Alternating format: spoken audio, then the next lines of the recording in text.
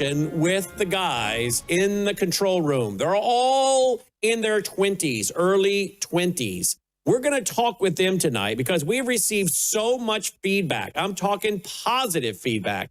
We clearly have rung the bell here with our hour and 40 minutes with Mark Mitchell the other night. I played a bunch of those clips on radio today, and I asked people to send in the emails. And I'm going to throw up my email again right there on the screen. I'd love to hear from you. Send me your emails of what you thought about the Mark Mitchell interview. Send me your emails as to what you think about my conversation with the control room guys tonight. Send me your story of what it is your children, your grandchildren are facing. Tell me what you think about this, what I think is a psychological operation to convince today's young people that the baby boomers, the ones on Social Security, Medicare, Medicaid, that all of these people are the source of all suffering and oppression. What do you make of this? I think it's a big, gigantic psyop to pit the country against each other, ageism, and to lay the foundation, frankly, for euthanasia. That the older people are the ones stealing opportunity from the younger people. This is very dangerous. Maybe the reality is a lot of these young people, yeah, it's tough with the debasement of the U.S. currency, with the dollar.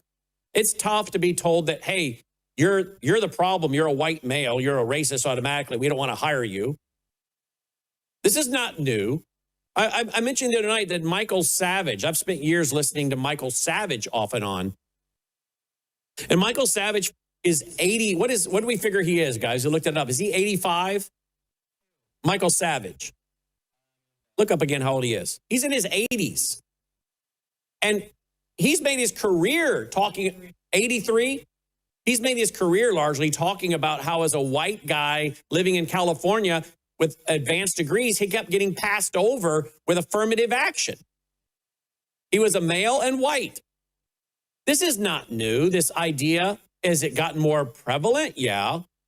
But affirmative action and this kind of thing, it's not new. People act like all of these things that are going on, it's new. The young people today are facing such hard times. None other generations ever faced this. Really? 83-year-old Michael Savage made his career going on talk radio as a substitute host, talking about some of these issues. It's not new. And do they have the most difficult time being raised today or growing up today as past generations? Oh, I don't know. Past generations went through something called the Great Depression, World War I, World War II, Korean War, Vietnam, being drafted. A lot of young people are feeling sorry for themselves instead of realizing they're just another generation with another set of challenges. Maybe it wasn't being drafted into the war. Maybe it's the fact that your dollar doesn't buy much. Maybe it's the fact that you were told to get a college degree and rack up a lot of debt, and then you get out, you can't find a decent paying job. Well, that's a challenge. But hey, at least you weren't drafted and sent to Vietnam. There's always a positive. We're letting the media and algorithms and social media tell way too many of our young people that there's not opportunity in America. Oh, opportunity is what you make it. Opportunity is what you make of living in America. You already have your opportunity. You live in America.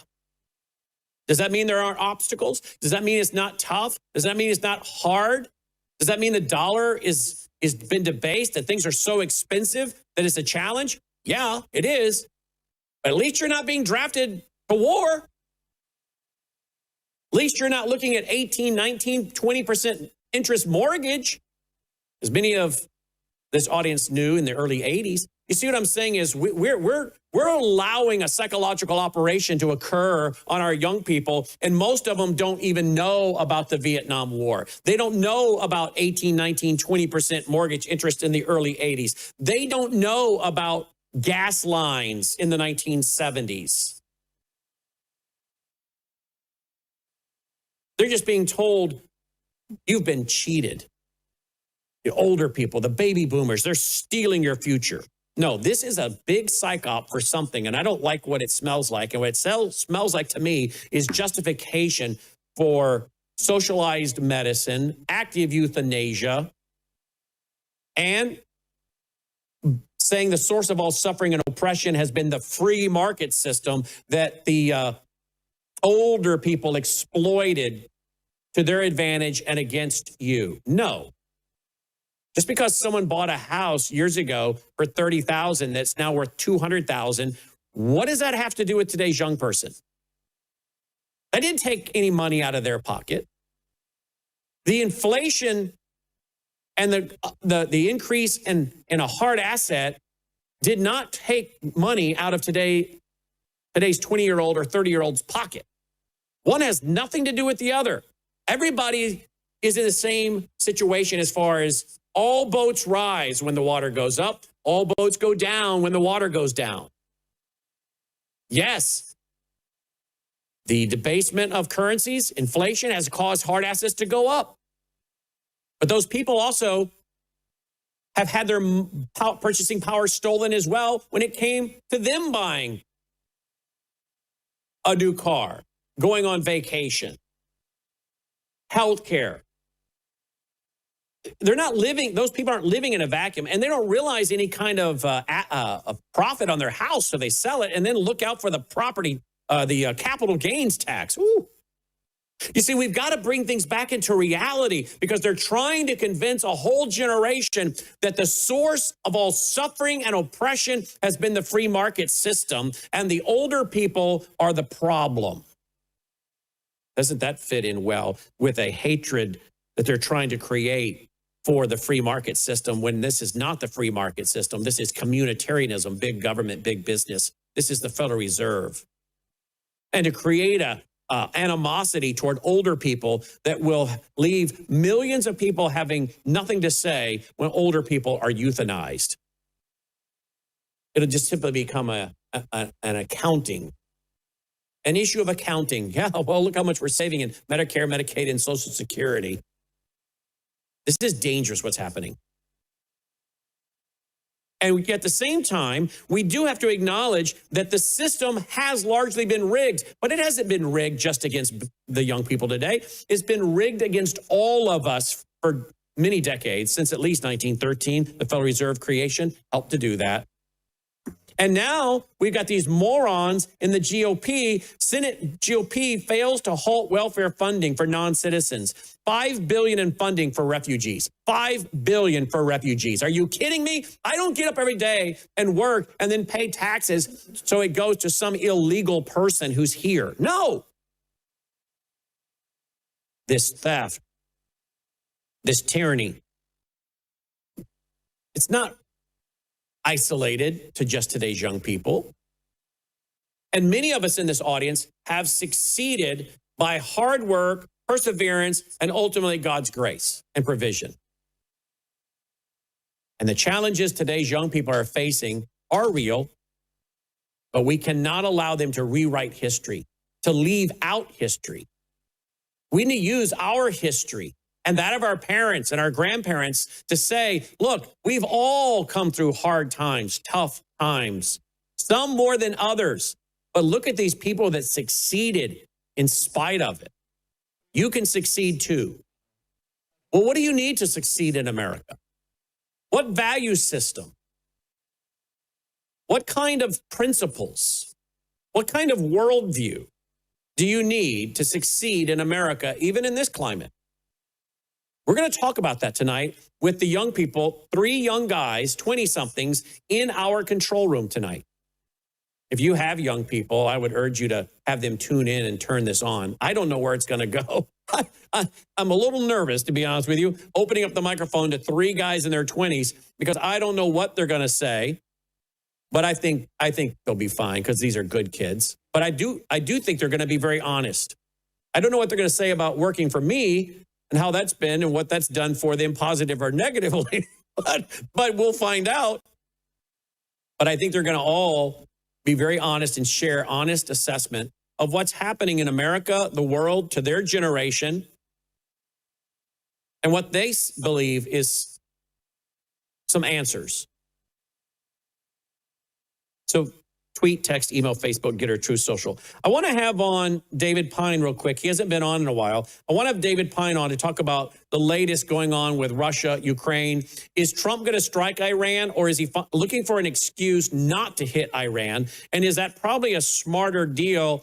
In other words, is Iran actually with their little group, China and Russia, are they actually in a position to probably have serious blowback? Is this something President Trump should be thinking twice about? And is he doing so? Let's ask him about that. Get an update from David Pyne. And then I want to talk to Alex Newman. I want to talk to Alex Newman about what I just talked about with you guys, today's young people. How is the homeschool community doing? Young people who have been raised and taught to go and do chores, to work, to get a job early on in life, like while they're still in junior high and high school, to work, to learn a trade, to learn a skill. How many of the homeschoolers are sitting in the basement complaining that there's no future while they play video games? I want to ask him about that because he speaks at a lot of homeschool conferences. I also want to ask him about a story, this one here. Martin Armstrong says their models are showing the United Nations will come to an end by 2031. That says the UN Secretary General saying the UN could face imminent financial collapse. Maybe this is why Donald Trump started the International Board of Peace. He and his boys are about to take over the globe from the UN. Well, we talked about that, didn't we? So we've got a lot to get to. It's going to be a fun program, I think, an informative program. So before we do, remember, we're brought to you by you, worldviewfoundation.com, worldviewfoundation.com. And then please go to worldviewtube.com. Look at this, worldviewtube.com/sponsors. worldviewtube.com/sponsors. Get your Bella Grace, get your Newman, get your Gatatana, get your health products I take, Newman, Gatatana, Bella Grace, Worldview Healthcare, have all your antibiotics on hand if something were to happen. Worldview Talk, your satellite phones, your solar generators, your beanies and blankets that knock down the EMF, bulletproof backpacks, your water filters that filter out all those horrible chemicals and pharmaceuticals. All of this is available at worldviewtube.com/sponsors. Worldview Gold and silver have dropped. Might be a good time to jump in. Buy low, sell high kind of idea, right? Might be a good time to jump in. I don't give financial advice. I give financial opinion. I think it starts with getting the free packet of information at worldviewgold.com, worldviewgold.com. These are all our sponsors, and when you do business with them, they give a little portion of each purchase back to us to help our network. So between our sponsors and one of them being the foundation, we can keep pushing out all this great free programming at worldviewtube.com. So please go there now, worldviewtube.com/sponsors. Join me now is Alex Newman. Look at this headline from earlier. Martin Armstrong, according to our models, the United Nations as we know it will come to an end by 2031 following the old League of Nations. Many of you maybe don't know that Martin Armstrong has a computer model that he uses to try to help him make trends and predictions. Whether you believe it or not, whether you believe his model or his computer system doesn't really matter. I mean, many people do think it's credible, others don't. But the fact is, the trends do seem to be pointing to the fact of the demise of the United Nations, particularly now with the new International Peace Board and President Trump saying the UN, has missed many global opportunities. I have to wonder if indeed the UN will cease to exist and we go into some kind of new system. We've done extensive programming on that since the establishment of the International Peace Board, something that seems to be maybe a little leaner and meaner and move more swiftly. Of course, I think that would set up Bible prophecy big time. Join me to discuss that is none other than Alex Newman, who's been covering the United Nations for many, many years. Alex, welcome to the broadcast. Thanks for being with us. Great to be here. Thanks for having me, Brannon. What do you make of this? His model saying the end of the UN by 2031, because their own report came out by Reuters, AP, many others, saying that the Secretary General Guterres says that there's imminent financial collapse of the UN. Yay, there's some good news. Right. And it's nice to have some good news from time to time. But it's not just Martin Armstrong's model. There is a panic right now among the upper leadership of the United Nations about this very issue. The Secretary General, Antonio Guterres, who, by the way, before taking over the UN, was the leader of the Socialist International. It's the biggest alliance of Marxist, communist parties, socialist parties in the world. He wrote a letter to the 193 ambassadors to the UN, and I actually have it in front of me. He said, the crisis is deepening, threatening program delivery, and risking financial collapse. This was just sent on January 28th. He says the situation will deteriorate further in the near future. He says the reason why they're in so much trouble is that member states, including, of course, the U.S. government, just won't pay their bills, what they owe, as he puts it. Apparently, the U.S. owes, and I put owes in air quotes, $2.2 billion in current and overdue assessments. That's what the UN kind of uses to describe the way they try to tax us. Then another $1.8 billion for their so-called peacekeeping, which is really their war making. And I want to continue with his letter here. He says, we have managed difficult periods of unpaid assessed contributions before, but today's situation is categorically different. He says the current trajectory is untenable. He says we are suffering a double blow. On one side, unpaid contributions. On the other, an obligation to return funds that were never received in the first place. In other words, we're trapped in a Kafkaesque cycle, expected to give back cash that does not exist. So, yes, Brandon, I think it's a very real possibility that the UN goes down in flames. But and I've written about this, and you and I have talked about it before. The globalists plan for exactly these kinds of scenarios. And for many, many years, I've been tracking the Council on Foreign Relations. I call it deep state headquarters in the United States. They have been, for years, calling for the creation of what some of their leading luminaries call a concert of democracies, which would be kind of a replacement vehicle if and when the UN becomes too toxic to continue. And we may be seeing that. You mentioned Trump's Board of Peace. That's a possible candidate for replacing the UN. I don't know whether that would be a good thing or not, but certainly the UN's in big trouble. And for one, I, for one, am very glad to see it. Couldn't happen to a nicer organization. Isn't that true? Isn't that the truth? All right.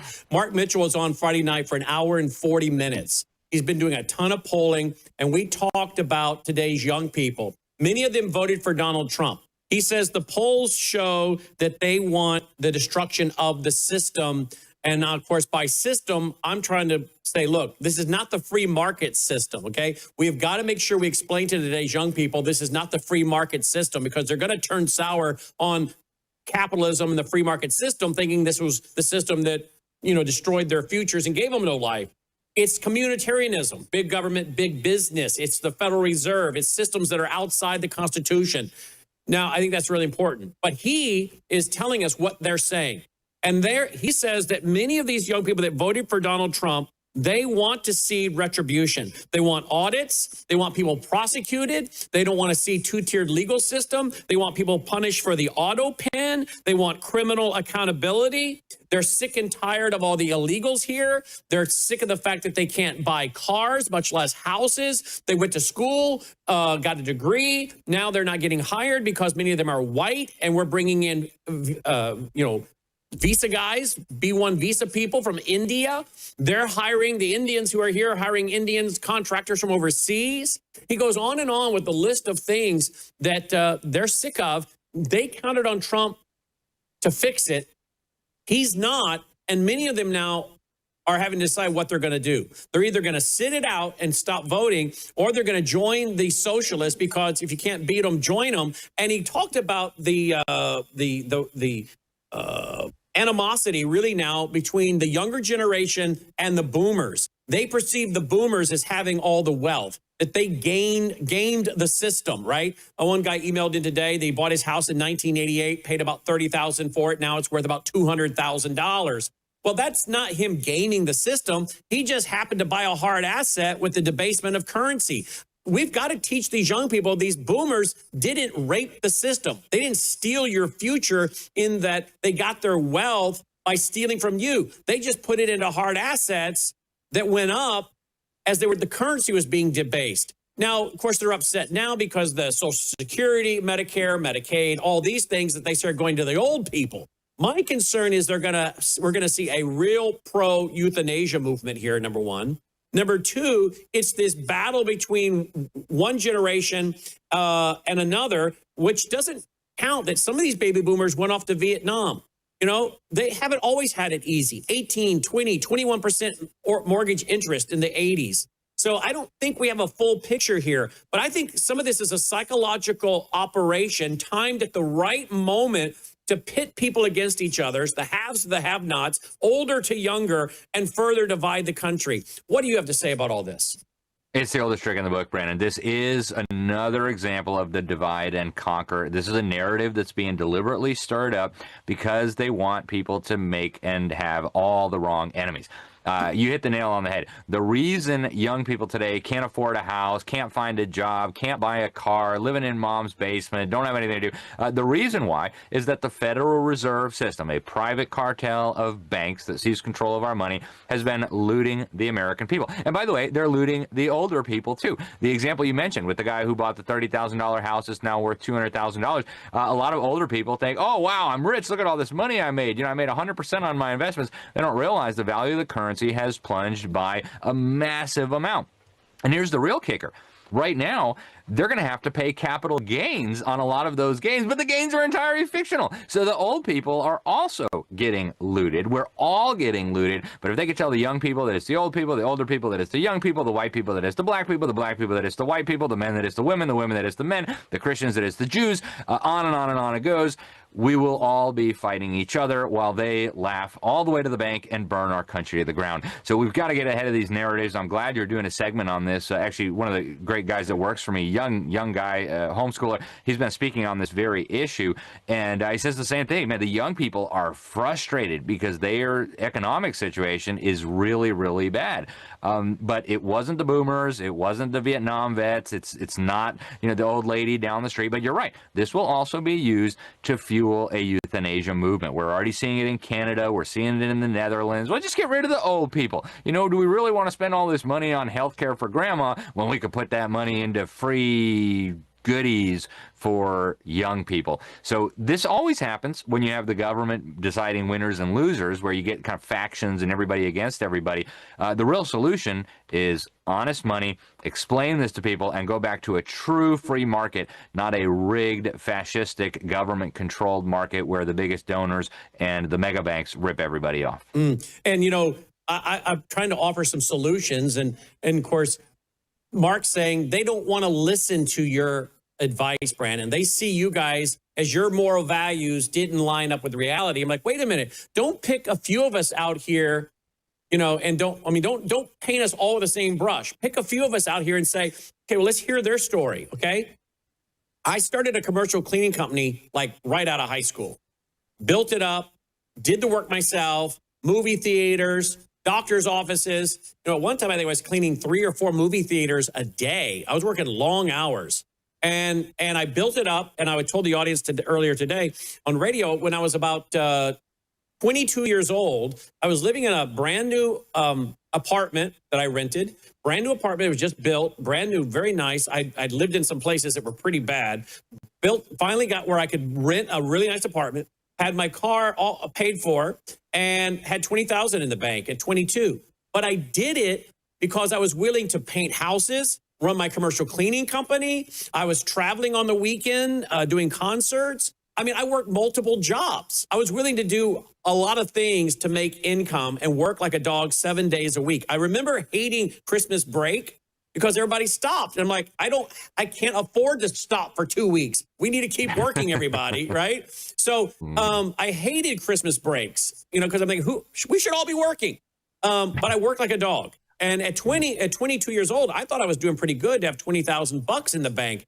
But it didn't come because someone gave me anything. I left home after high school and went out there and worked like a dog. I think people can still do this. And yet Mark says they don't want to hear your story, Brannon, because they say it's not relevant. I'm sorry. I got some young guys in the control room that are working hard and doing well. I know some young people that have gone down to Florida and are in their mid-20s, making very good incomes, working for some very, very wealthy people in Southern Florida who are looking for folks that will show up, be conscientious, honest, not steal from them, and take care of their interest And some of them need personal assistance. Some of them have very big businesses and they need, personal help, booking flights, doing this. There is still opportunity in this country for those people who will act right, be responsible. And if you can't find it in your area, then you know what? Maybe it's time to go to Southern Florida, because there are a lot of wealthy people in Southern Florida looking for people to work for them, I hear. Yeah, and Brandon, you and me both. While I was in college, I was working multiple jobs, doing overnight shifts, and starting a business. We were recovering furniture and selling it on Craigslist. The same thing, working all the time. If I wasn't doing my schoolwork, I was making money so that I could pay for my education. And it's still possible to do that. Now, I understand the frustration of the young people. They've been dumbed down. They wasted 12 years of their life, at least in a government indoctrination camp, and all they learned was climate change and gender theory. They can't read properly. I understand the frustration, but they need to be very, very careful not to fall for these narratives that it's the wealthier guy down the street. And you're right, America, despite how bad things have gotten, is still an incredible land of opportunity. I was just having this discussion with my oldest son yesterday, and I'm preparing all of them, by the way. We homeschool them, obviously. We use classical conversations, which is wonderful, but I'm preparing them to understand that you might have to make your own way in life. With all the DEI and all that, that's going to come back with a vengeance at some point, and you may have to start your own business. You may not be able to get a job with a big corporation, even if that's what you want. So parents, grandparents, start preparing your young people now, and young people, stop listening to the dishonest liars. But we need to have a big national conversation about the scam that is our monetary system, about the oppressive taxes that are looting all of us, is even the poor, right? When you take in the inflation tax and the sales tax, all that, everybody is being looted here.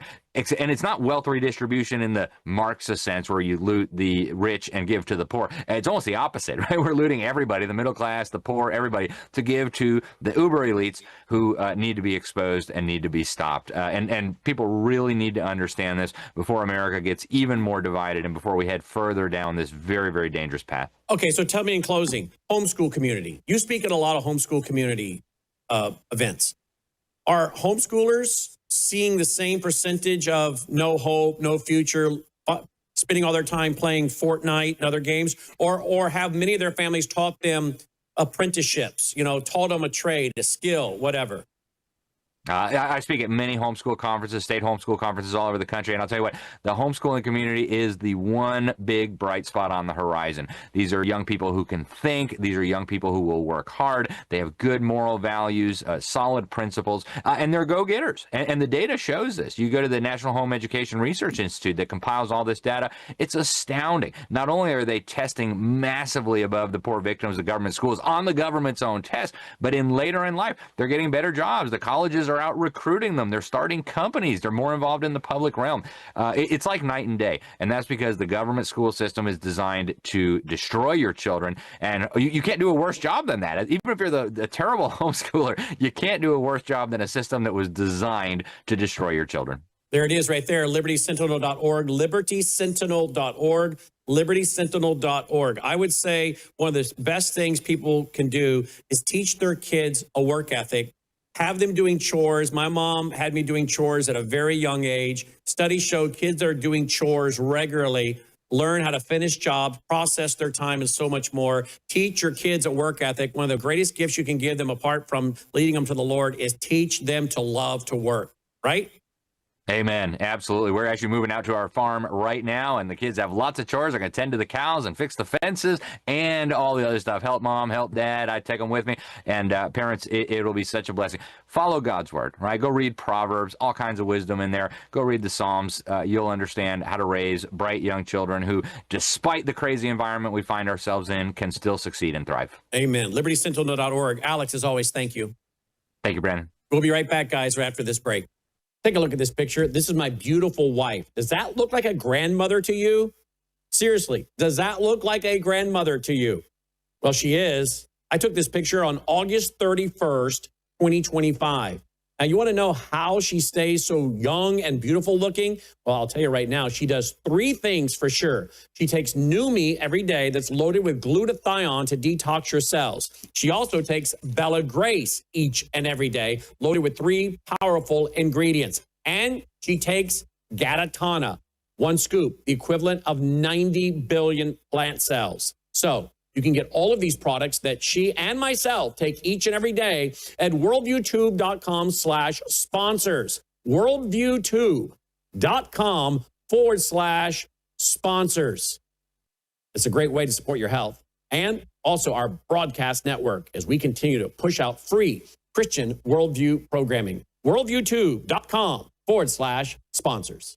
Join me now is David Pyne. It's been a while since we've gotten an update from national security expert David Pyne, but I want to go to him now, not only on where we at with Russia and Ukraine, but don't forget, folks, he's also with the EMP task force. I'm reading reports that we may have another Carrington event incoming. You guys remember what a Carrington event is? We sure studied it a lot, talked about it a lot with our buddy, the late Dr. Peter Vincent Pry. Let's go right away to David Pyne. David, welcome back to the broadcast. Thanks for being with us. Hey, Brannon. Thanks for having me again. David, I want to go to the Carrington event first. I saw today that we may be having that. Here is a guy he puts out there. Stephen Burns, check out the insane growth on 4366 that's happened since just yesterday. It just keeps getting bigger while staying compact because new magnetic flux keeps pushing through the intermediate regions. The risk of a modern Carrington event is incredibly high right now. Are you aware of this? And talk to our audience because you've been warning about that along with your colleague, the late Dr. Pry. Yeah, of course, the Carrington event is a reference to the 1859 super geomagnetic storm, which fried the telegraphs and the telegraph lines, and even reportedly, according to Dr. Peter Pry, may have also melted some of the rail lines. So that was I think a near global event. Certainly had a big effect on the U.S. But it would have a much larger effect on the U.S. if we were to have that occur today, of course, because we're entirely dependent for our quality of life and even our very survival as a nation upon, the electrical grid and various other parts of our critical infrastructure. Our satellites obviously would go down. Our food and water distribution would also shut down, and we'd be kind of left to fend on our own and quarrel with our neighbors for the last supplies of food and water. I don't have the latest information on this and when that could potentially hit us or what strength it could hit us at, but I have been hearing that a G5 geomagnetic storm is expected. Now, G5, of course, is a big range. It can borderline anywhere from, something that could, we could barely feel, in terms of minimally disruptive to obviously massively disruptive on a global or, hemispheric scale. So that's certainly a concern of mine, and we're overdue for a Carrington level geomagnetic storm. We've been told, scientists have said they typically occur every 150 years. And of course, 150 years is, 17 years ago. Let me go to some screen footage that's come in of this thing. And they're saying that this could, there it is. They're saying that this thing could be now G2 to G3 is what they're saying right now. What does that mean? That's very reassuring. G2 and G3 are much weaker storms that we likely wouldn't feel it at all. So anything short of a G4 or a G5 is really nothing to fret about. Okay, but what it should do is cause us to think about these things because eventually this is going to happen, right? Eventually, it is going to happen. It's not a matter of if, but when. Unlike a man-made EMP attack, which is likely to materialize, but there's no guarantee it will or will not. This is absolutely in the cards. It's potentially not an extinction event by any means, but certainly the casualties would, in terms of a global Carrington event, likely would range into the billions. My wife asked me over the weekend, she said, I wonder if this whole storm that we had here in the Mid-South, Oxford, Mississippi, just got slammed about an hour away with ice over an inch on the trees, things snapping. It looks like a war zone. We've tried showing some of the pictures. It kind of missed us with the heavier stuff, although it's bad here. The kids have been out of school now for a week and a half. They're not expected to go back to at least Wednesday, and that's still up for grabs. It's finally warming up.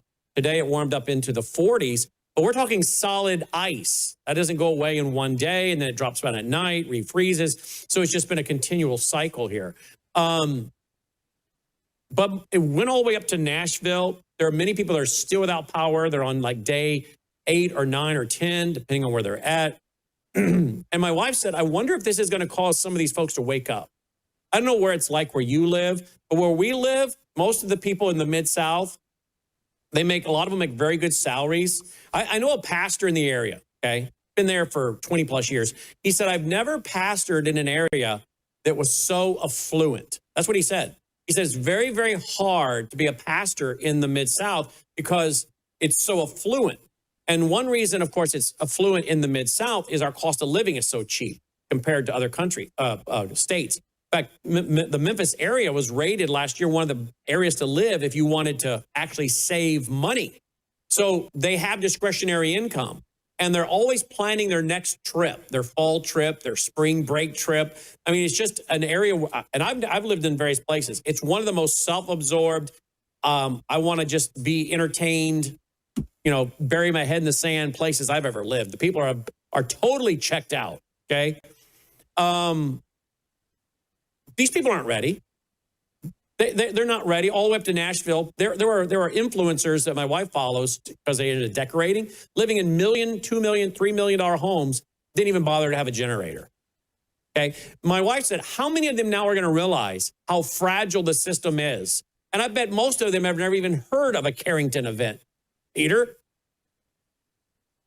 Yeah, I mean, I'm sorry, David. David. Well, although I gave you an upgrade there, Peter Pry. Yeah. Well, Peter Pry told me I think strategically like Churchill, and I really do think we think alike on almost everything, or we did before his untimely passing. So that is a great compliment that you call me that.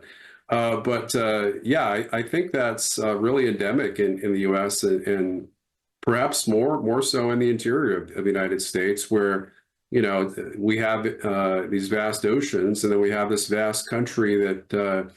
In the absence of nuclear, cyber, and super EMP weapons, potentially biological weapons, really, protected us and insulated us certainly during World War II, when we really faced no real threat to the continental United States whatsoever during the entirety of the Cold War, the World War II.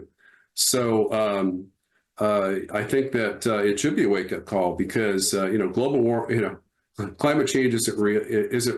Man-made climate change isn't real. Climate change, of course, is naturally occurring. It's not affected really materially by what we do in terms of pollution or cars or anything of that nature. But there are these cycles, and obviously this winter storm has been a huge one, and has brought ice and snow to areas of the country in the south that. Haven't seen that for many, many years, aside from the polar vortex. Here where I live, there really wasn't a storm. There hasn't hardly been any snow, and it's not a super affluent area, but it's one that's far away, far enough away from populated areas that we feel safe and secure. But I've had friends that are much more well-to-do than I am, that have bigger houses and bigger yards, and they haven't seen, I keep asking them, so, I recommend you buy your year supply of food. Have you done that yet? And they're like, no, we haven't got around to that yet. And it's so affordable. I mean, compared to, give up a couple of vacations and you have a decent supply of food in your home and water. And I think it's critical that every American that has the means to do so should prepare accordingly. Yeah, I agree with you. I have a good buddy of mine. I rib him all the time because he makes more than $250,000 a year, and he doesn't even own a shotgun. He doesn't have any food put away, has nothing. He even says, I don't even have a shotgun. I don't have a gun of any kind. But he's like, I should go do this, and I should get ready, but he never does. And I'm telling you, this is a huge chunk of the population. You're absolutely right. Yeah, I think it's probably 90% of the American people are that way. I mean, certainly there some gun enthusiasts and survivalists, like perhaps like you and me, that have stocked up and have backup generators and can ride out a storm, and certainly help our family members do so as well, and maybe don't live in urban areas where the trouble will be likeliest to occur. But we really need to have this mindset. I certainly, and probably you as well, when President Trump came to office with all these grandiose promises of peace and prosperity, I think we're getting back to the prosperity part, but we haven't really seen the peace part. Certainly, the partial ceasefire in Gaza has been very welcome, but there's been the bombings of Gaza continue, of course, from Israel. I think for me at least, this whole Iran, this U.S. naval armada that's moving against Iran, and the constant threats we've seen from the White House really put me on edge. And I've got a Tesla backup and battery Powerwall, and I'm ready to put that to 100%. You and me both. It looks like President Trump may have realized that with the total defeat of the CIA-initiated Iranian protests by the Islamist regime, his objective of regime change in Iran is now impossible, and that no amount of U.S. bombing strikes will change that reality. It appears he's using the pretext of the U.S. not having enough air defense systems in the Middle East to begin withdrawing the U.S. armada from the region, knowing that Iranian retaliation would be much more massive than it was during the 12-day war. This follows mainstream news, or MSN, reports of plans Sino-Russian-Iranian naval exercise in the Gulf of Oman and Indian Ocean, showing Russian and Chinese solidarity with China and Trump using the risk of damaging. Say that again? I meant to say Iran. Okay. With China and Iran using the risk of damaging Russian and Chinese ships as a pretext to delay his planned strikes further, if not cancel them altogether. Oh, my. This has turned out to be a huge mess. Help is on the way. Help is on the way. I mean, and now put a big armada in there. And now we realize this could turn into a bigger mess. Forget it. We're leaving. I mean, what is that going to do to our credibility as a nation? Not that I'm saying, hey, let's go to war to save our credibility, but we should have never been out there saying these kind of things if we weren't prepared to back it up and do it, right? And not to mention how many tens of thousands were murdered because they got on the streets because they were told, keep out in the streets, help is coming. And now we're reporting in our Worldview report tonight that there are reports now the Iranians were injecting these young people that got arrested with something that's killing them, some kind of bioweapon perhaps, or something that's killing off a bunch of them that are in detention. Yeah, I mean, it's grossly immoral to make those kind of promises, tell them to go out on the streets and then potentially have them be murdered by the tens of thousands. We don't know. I mean, there's numbers all over the place. As of late last month or probably a couple weeks ago, the numbers, official numbers, I think, from the U.S., the White House were anywhere from 2,000 to 3,000. That I think has since been increased to 5,000. But then, of course, there's been reports, and it may be propaganda, may be actually true, of up to 30,000. In any case, we shouldn't be in the business of encouraging, freedom fighters to go out and risk their lives unless we're going to back them up. Of course, it's much more important that we do what's best for the American people and ensure our survival and our security than it is to make good on our promises or credibility or back up Trump's threats. I don't think anyone really, certainly Trump does make a lot of threats that turn out to be bluster. But in terms of his willingness to use force, I think he's proven that repeatedly. So I don't think, what I'm saying is, I don't think he would lose a lot of prestige by backing off. There's plenty of good reasons not to conduct these military strikes. There's certainly no defensible pretext that I'm aware of. Iran hasn't attacked its neighbors. They've been pretty quiet lately. Certainly they were likely helped to plan and certainly green-lighted the Hamas strikes on Israel. But that was, we're getting well over 2 years that's occurred. And Israel has gotten them back many times over by assassinating their top military leaders and IRGC officials. So, there's no real pretext. This isn't a case of of self-defense. We're not defending the U.S. We're not defending Israel. We're not even defending Iran's neighbors. This would be essentially an unprovoked act of aggression on the part of the U.S. Now, you can try to justify that, but it doesn't change the fact that it's illegal and potentially unconstitutional under the Constitution of the United States. And of course, I want to see these people freed. I know my friends Annie Cyrus, Sharam, they're born there. Annie spent quite a bit of time living there. They're in communication with people in Iran, right? So that's their homeland. They know that the Muslims didn't run that joint, and many of the Persians don't want to live under that. And we don't want to see these young people murdered and slaughtered. I'd love to see them freed. I don't care if Israel wants to do it. The 12-day war, my position was let Israel do it. We don't want to get drawn into this. But I'm happy to see the people rise up as they did. And I wish they could have a revolution over there and go to freedom. But I'm torn because I want to see freedom for those poor people. But at the same time, I don't want to get us involved in World War III, not when you have these three groups, is it Russia, China, and Iran, all doing military drills and exercises together. I mean, at the end of the day, I want freedom for those people and those young people. But I also have young people in my control room I don't want to see drafted because we walked ourselves into World War III. Yeah, and those are very credible humanitarian concerns that I share as well. I would love to see Iran liberated. I think Jimmy Carter's greatest mistake wasn't giving up the Panama Canal. I think it was giving up Iran to the Islamists. Obviously it's a terror regime, or I would argue perhaps not as much terrorist oriented as it has been over many decades.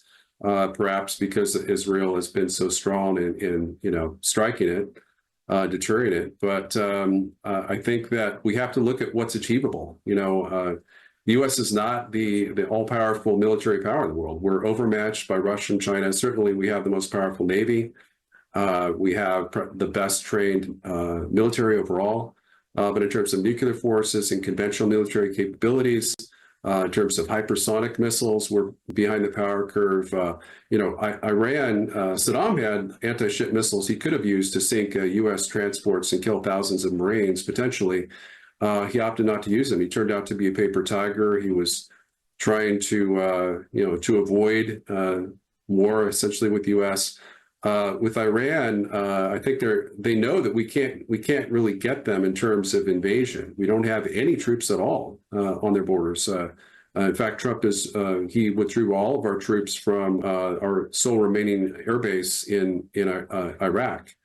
Those were, we have, of course, no military presence in Afghanistan, boots on the ground in Soviet Central Asia, former Soviet Central Asia. So all we have is, we have a ring of military bases around the Gulf region. We have some in Qatar. Those have been withdrawn temporarily, is what I've heard.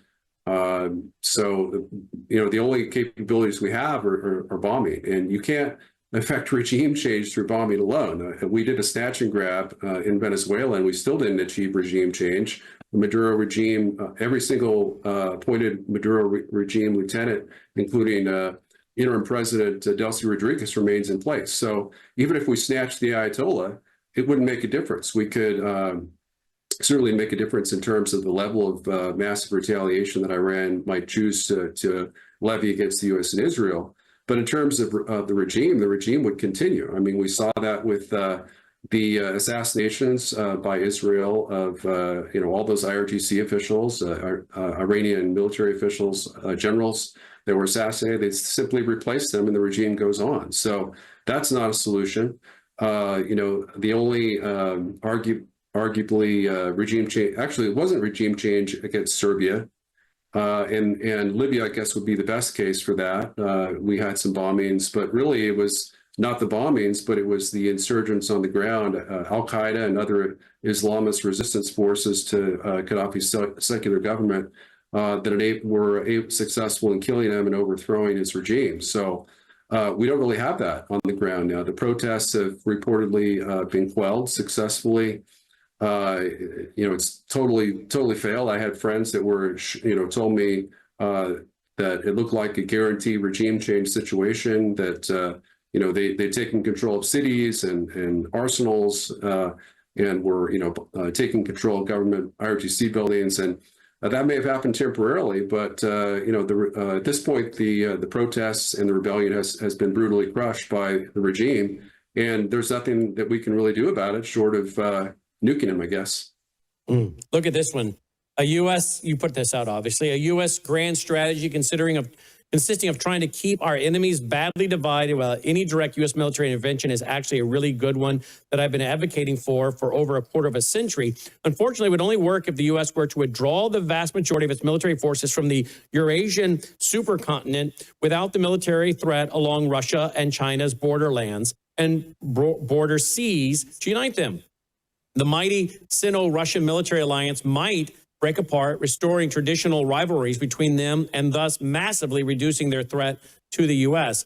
Even better, President Trump should pursue a strategy which seems to align with the U.S. with Russia and India in a modern-day triple entente? What's that?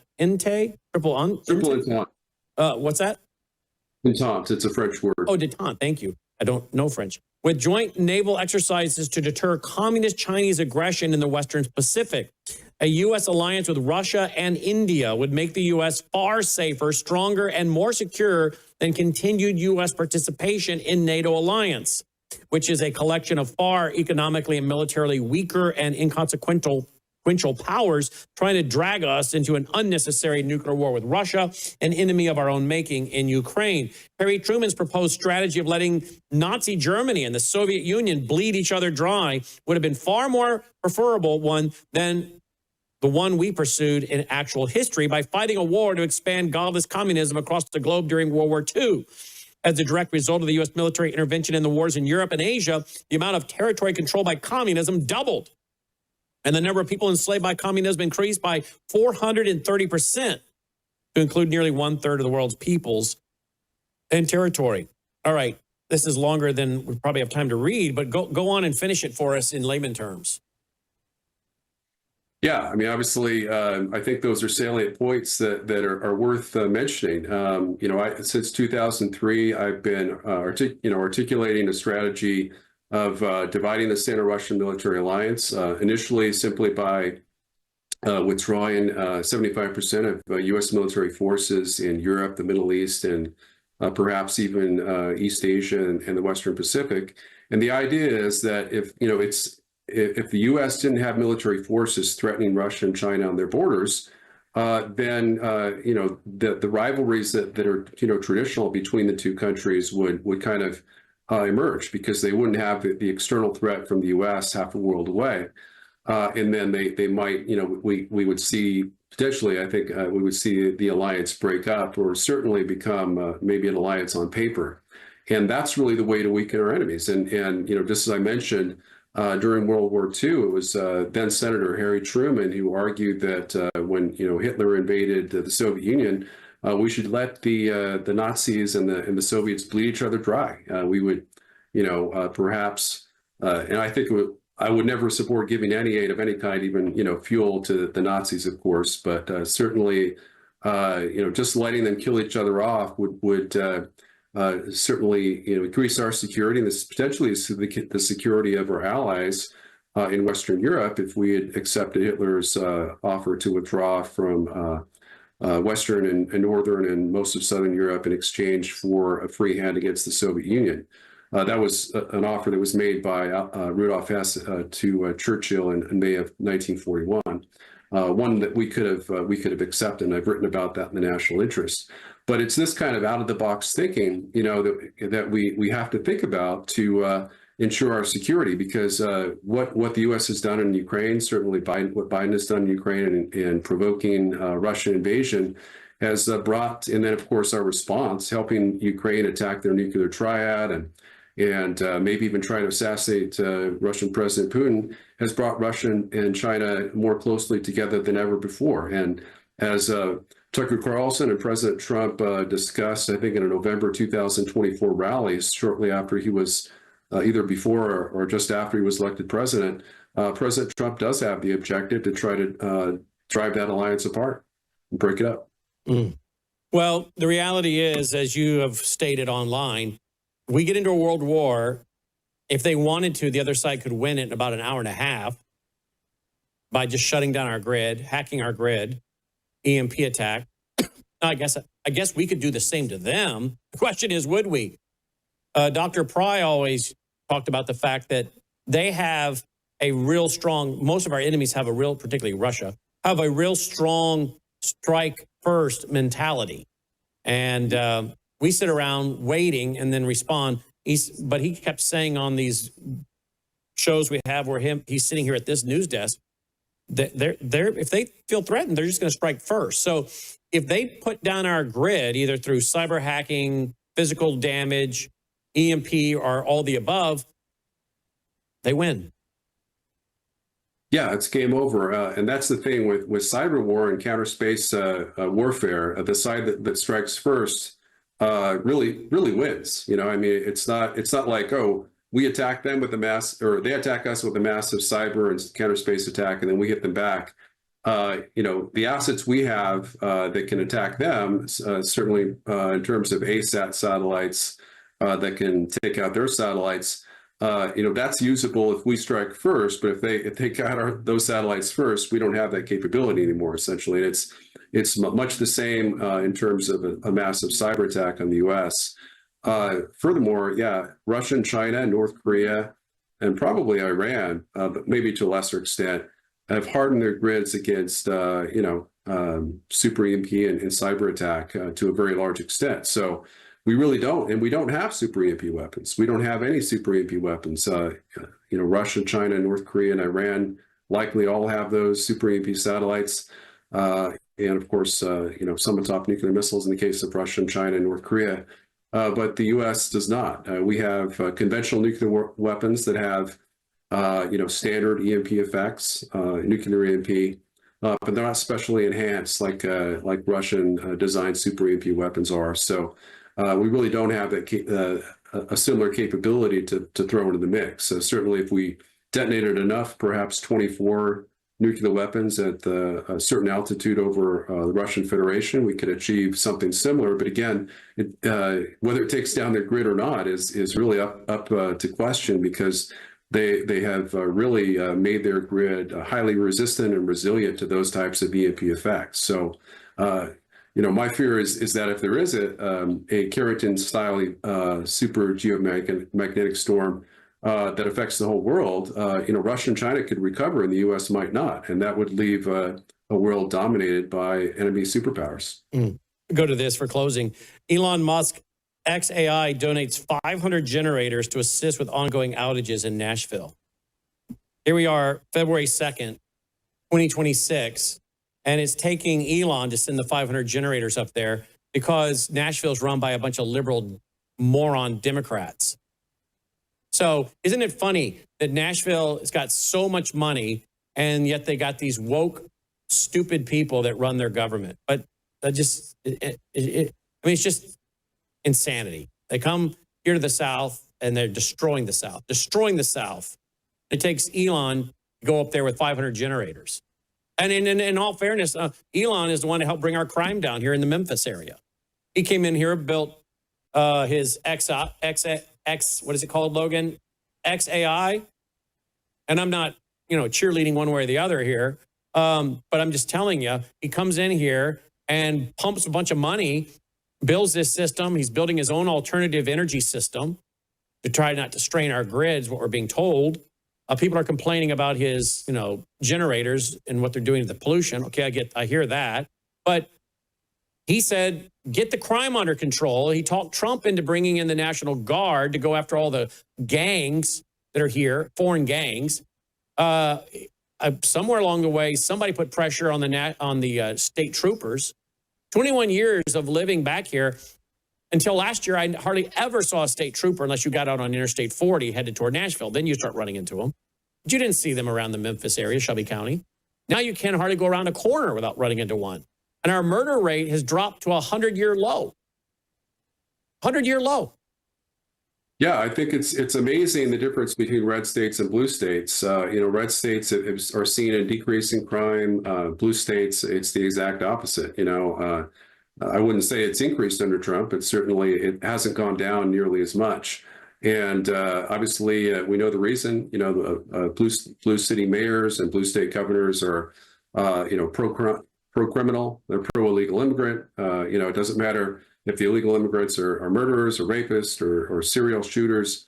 They'll defend them no matter what, and they'll try to give them special rights over and above that afforded to U.S. citizens. So that's really what this is all about. I mean, of course, Democrats have conspired for some years, at least 5 or 6, to import as many illegal immigrants as possible. 25 million of them, that are in the United States, or were at the time that Trump took office, and I think it's now down to 22 million. So he's made some major inroads.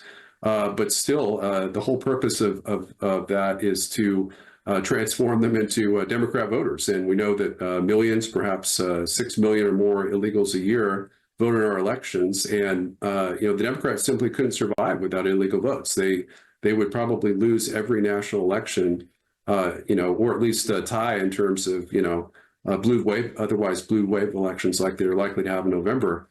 And so, if we pass I think it's the SAVE Act through Congress, if we can get our rhino leaders in terms of Senate Majority Leader Thune and Speaker Johnson to agree to incorporate the SAVE Act and get that signed by the president, I think we can really crack down on that, on all the illegal voting, and restore integrity to our elections. Yeah. Here is his X account, if you want to follow him, folks, at America First Con, at America First Con. Thank you for the national security update, along with, the whole Carrington event. That's a national security update as well. So overall, thank you as always. Appreciate your being here with us, David. Thanks, Brett. Always a pleasure. Stay safe. You too, my friend. David Pyne checking in at America First Con is his X account. We'll be right back after this break.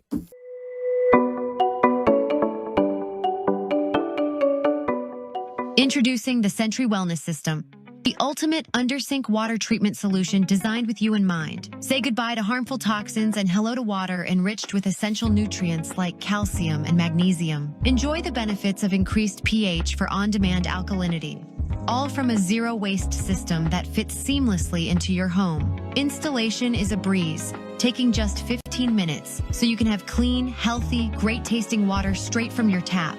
Perfect for apartments, homes, rentals, and even RVs. Elevate your hydration and well-being with the Sentry Wellness System, because you deserve the best in every drop. Sentry H2O. Tap into wellness.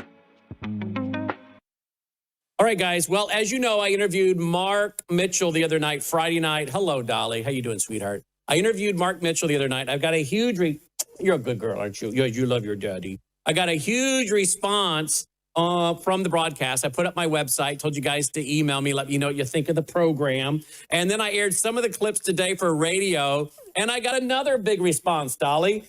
People are really responding to this, what we talked about the other night, that hour and 40 minutes, because many of you have kids and grandkids that are very discouraged about where they find themselves in life, the economy, can't buy a car. Car prices are nuts, much less a house, the debasement of the dollar. Many of them have college degrees, can't find a job. They're looked down on, particularly the white males. They're being passed over for quotas.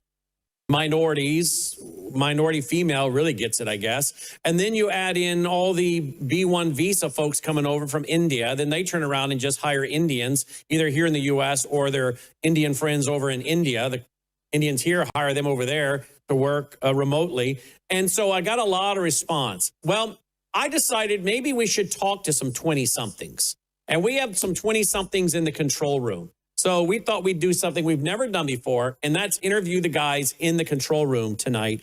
But first, let me play a couple clips by Mark Mitchell to get us going, to remind everybody what he was saying if you missed it, and remind you if you did watch it, need a quick reminder. Then we're going to have our 3 20-somethings in the control room talk to us about their generation, what their young people, their young friends are facing in today's world and culture.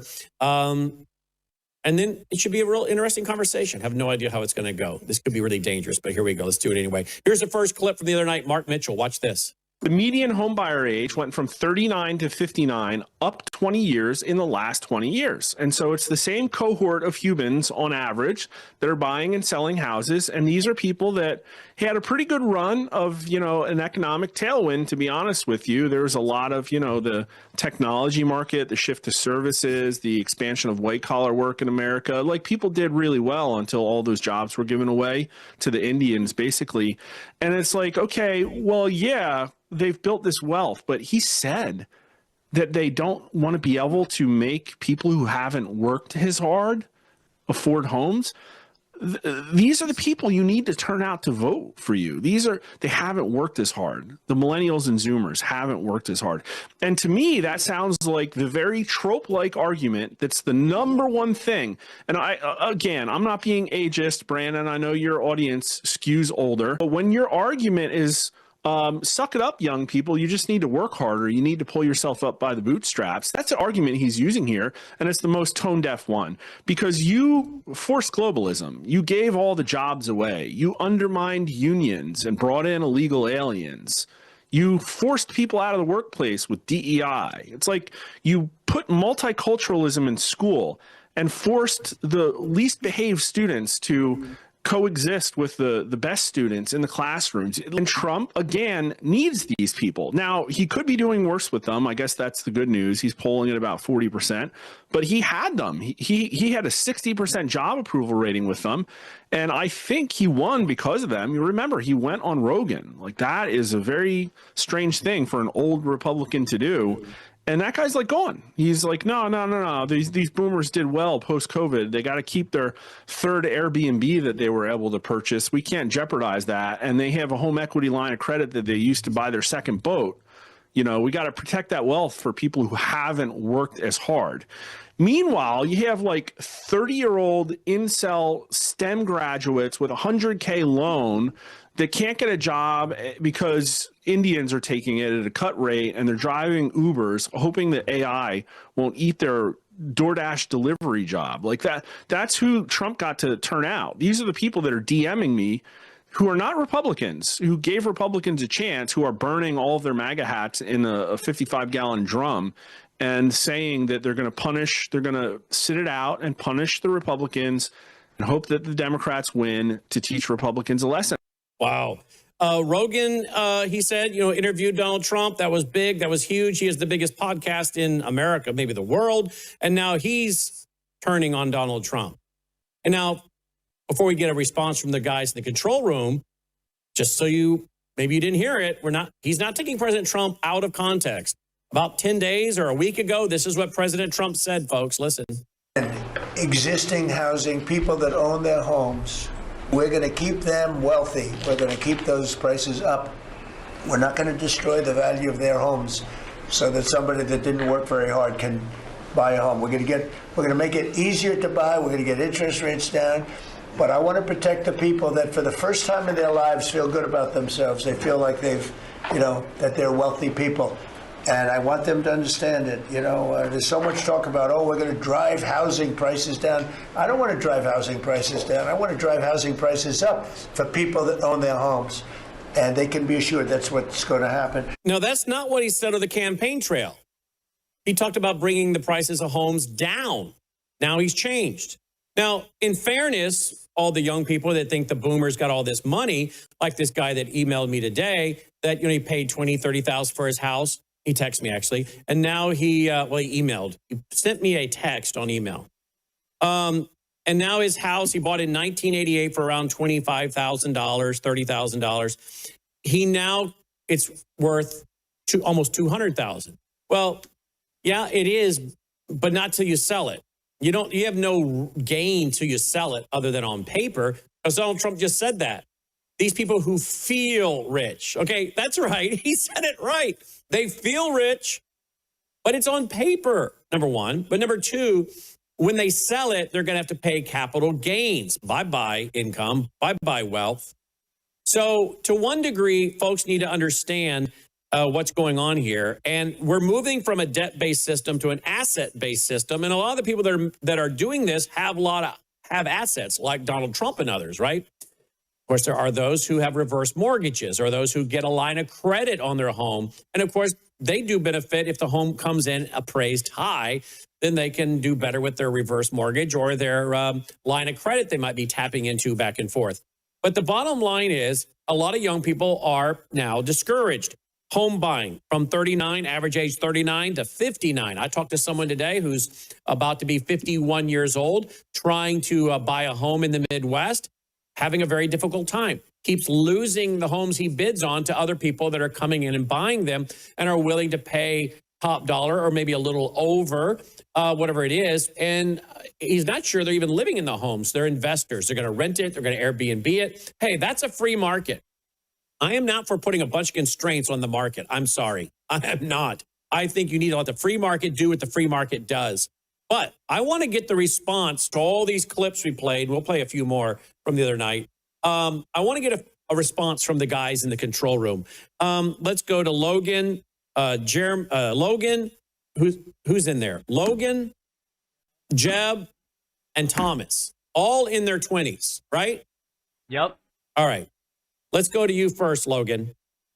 What do you hear as the biggest complaint from your peers, and what do you have to say about it? I think the biggest thing is just not being able to find a job out of college. Okay, let's stop right there. A lot of your friends went off to college. You were thinking about going to college. Why didn't you go to college? Mainly because you told me that you advised me not to. Are you happy you didn't go to college? Yeah. Okay, so your old man says, don't go to college. First, I was thinking maybe you should go and get a degree and become like a anesthesiologist nurse. Because I was thinking, that's a high-end job. People have to have surgery. And, anesthesiologist nurse versus the anesthesiologist because of all of the liability insurance. So I was like, you're so smart. Maybe you should become an anesthesiologist nurse, go to school. Then this broadcast organization was taking off, and I said to you in, what was that, December of 2020, I bought an extra iMac, set it up in the breakfast room, said, you're going to learn to post-edit TV. If you hate it, you don't have to do it. If you like it, maybe this would be a job or a side job while you go to college. Well, it turned out you were like a duck to water. You loved it. I started teaching you how to, produce my show. And pretty soon you said, hey, you need to buy a lot better equipment and a lot more complicated equipment. I'm like, well, I don't have time to run a bunch of complicated equipment or teach someone to run it. But I trusted you, and because you researched it and you went out and bought a huge board and what's it called? What'd you buy? A TriCaster. A TriCaster. And when he told me what it cost, about fell on the floor, $60,000. But I thought, okay, let's go ahead because we need to advance. We got to advance. It's technology. We'll write it off and we'll advance. We got it. The first one though you used wasn't the TriCaster. The first one you used was a what? Wirecast. A Wirecast for 10 grand. That was the way we went first. 10 grand, Wirecast. That worked so amazingly, but we outgrew it fast. Then we went to the TriCaster at 60 grand. Folks, I don't even know how to barely know how to turn the thing on, okay? I can barely turn the thing. I can do a few things, but that's it. He learned it on his own. Then we got another and another. And we started growing and producing shows and took off. And he had no reason to go to college, okay? Now, let's talk about your friends that did go to college. Most of them are out. When did most of them graduate? Most of them are still in, probably. Oh, are they? Most of the kids our age are still in. Okay, well, like the one kid you grew there last year. Okay, the one kid you grew up with who was over here all the time, who first name begins with an H. Yeah. He's in his last year. Yes. Okay. His girlfriend graduated this past spring, right? Yeah. Correct. And she got a job in the area, right? I believe so. What do you think she's making? Probably 40 to 50,000 a year. 40 to 50,000 a year? I would think so. Okay. What are you hearing from your other friends who got out of college, and how much of them have debt and how much? Thomas, do you know? I'd say a lot of my friends they're having a lot of trouble with the job search. I know a certain friend, he was very involved with the school. He was on student government. has a great degree, a lot of connections, and it took him about 1.5 years just to get a job. Whew. What's his field? Politics. That was his degree? Well, he was a finance major, but he specialized in political science. And so he finally now is working for a campaign? That's correct. He's the liaison for a Republican candidate in the state of Tennessee. And what's he make? I'd say about 60. About 60,000? Yes, sir. Okay, when the campaign goes over, though, is he lost his job? That's correct. Okay. Let's talk about some other people you know. Where are they at? How many of them have... I think most of the people who are succeeding are in blue-collar trades. All right, there we go. I want to talk about that. I have no idea what these guys are going to say.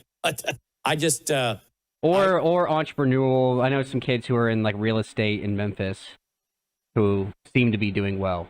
Okay. Well, that's interesting because I emailed someone today and I said, I still believe the philosophy of the book, The Millionaire Next Door. Look up when The Millionaire Next Door was written. I'm going to say 1988, maybe 87. I'm just guessing. Maybe he's 91. I'm going to say 87 to 1991. The first edition, The Millionaire Next Door. I read that book and the average millionaire at the time was driving like a Toyota Camry or a Caprice 96. Came out in 96, that late. All right. Well, the average millionaire, when I read that book, was wearing a Seiko watch, driving like a Caprice Classic or a Toyota Camry or something, and they were in a service-oriented job. And that really stuck with me, particularly because I had just, at that point, transitioned out of my commercial cleaning company that I'd started from scratch, which, wasn't too hard. I just started knocking on doors and picking up doctors' offices, office buildings, movie theaters, etc., and did really, really well with that until I get my first book published. And on the weekends, I was traveling and speaking and doing concerts in churches, and then come back and pick that up during the week. All that said, I became a firm believer in the idea of service-oriented businesses. And here you are, unrehearsed, telling me that some of your friends that are doing the best are in a service-oriented business. Yeah. More on that? Well, I just know that there's a lot of kids who are more blue collar who are succeeding more doing, construction, landscaping. And then I know some other kids who are doing flipping houses in Memphis, which you can't do everywhere, but you could do it in Memphis. Why can you do it in Memphis? Just because the housing is so cheap. The return on the investment in the city of Memphis is one of the highest rates in the whole country. It is. It's an amazing market. And this comes down to where some of these people may need to get out of New York, Chicago, California, and go where there's opportunity, right? Yeah. How many of them are moving away only to come back? There's few. Some of them gone off to Nashville thinking that's so hot and wonderful up there and they can't afford it and they're coming back, aren't they? That's true. Mm-hmm. Let's talk about HVAC. How many of them are going into HVAC? Tons. A ton. Bryson's in HVAC, right? Was. Yeah. HVAC, that's huge here because it gets so doggone hot.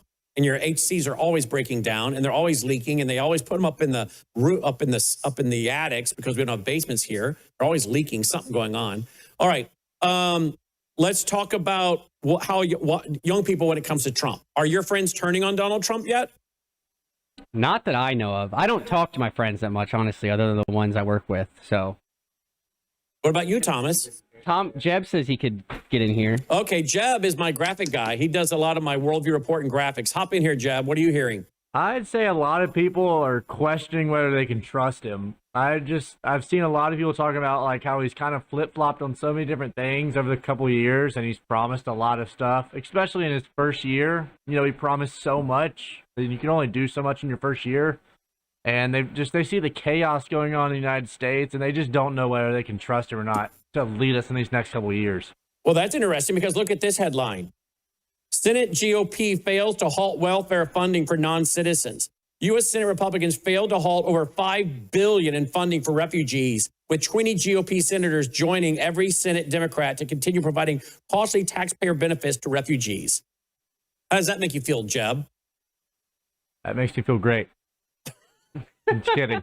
You're being sarcastic. Does that make you mad, Jeb? Yeah, I do feel like, tying into that, people feel like they can't afford anything. I know so many people that they're getting jobs, getting out of college, they're moving back into their parents' house because they can't afford to get a house. They can't even think about buying a house. They can't even think about buying a house. How about buying a car, Jeb? Can they afford to buy a car? My girlfriend right now wants to buy a new car because she really doesn't like hers, but she just can't right now. Why? What kind she of car? has a full-time job. She's a nurse. She's a nurse. What's she making a year? I really don't know. Probably about 75. Ooh, that goes a long way in Memphis. Yeah, it does. But $75,000 a year, and she can't afford to buy a car. What's her student loan debt? she's able to pay most of it off already. She only has probably about 10,000 left, but she's one of the lucky ones, I'd say. But why is she having a hard time buying a car if she makes $75,000 a year? They're just so expensive. I mean, she Cars could are buy insane one, now. but they're super expensive. I mean, especially if you're looking for something, relatively newer. Is her issue she doesn't want to get stuck with a huge note every month? Yeah, I mean, because you got the notes and then you The add insurance? in the expense to fix cars, with the problems you have every so often. Just factoring that in with housing, everything at groceries, it just gets very expensive to own something new. Yeah. How about like health insurance? I guess that comes with her job, right? Yeah, she's got pretty good insurances as being a nurse. Okay, but even at $75,000 a year, living in the Mid-South, which is very, very affordable to other parts of the country, even at $75,000 a year, she's, what would you use the word struggling, or would you say she's just super cautious? Yeah, she's okay. It's just like, she's definitely like, you feel like at 75K, you'd feel comfortable, and you're not. But she's paying taxes off that. Yeah, right. What does she say when she gets her check and sees all those taxes? Was she shocked by that? Well, she keeps trying to pick up to make up for it, like pick up shifts. Because so much of her check is going to taxes, but it has to go to taxes because we have to give $5 billion to all the illegal immigrants here so they can live comfortably. Yep. What a bunch of garbage, right? Yeah. Thomas? Are you in college, Thomas? I am on and off. I'm mostly part-time. Okay. What would you be doing if Mr. B had to come along and hired you? Well, I guess I'm kind of an anomaly, but my dad's into real estate. Yes, you are an anomaly. My dad's into real estate, so I'd be going down the real estate path. You'd be going down that path. All right. Now you're in the TV production path for right now. All right. Tell me what else we're hearing from young people. So now a lot of them have, according to Mark Mitchell, a bunch of them voted for Trump. Now they feel like he hasn't done what he said he was going to do, bring housing down, go after people, hold criminals accountable, get rid of the two-tiered legal system, deal with things like auditing all the crime. And now we're hearing today that 18% of our health care is coming out of one county alone, L.A. County. I mean, talk about the fraud, good grief. And then the auto pen. Nobody's been held accountable for that. And he says they feel like this two-tiered system, it's rigged. No one's going to be held accountable. He's not fixing anything. And now he's going soft on getting people out of the country. He hasn't really deported that many. What do you think, start with you, Logan, what do you think these young people are going to do? Because Mark Mitchell's saying a lot of them are not going to vote. They're going to sit out.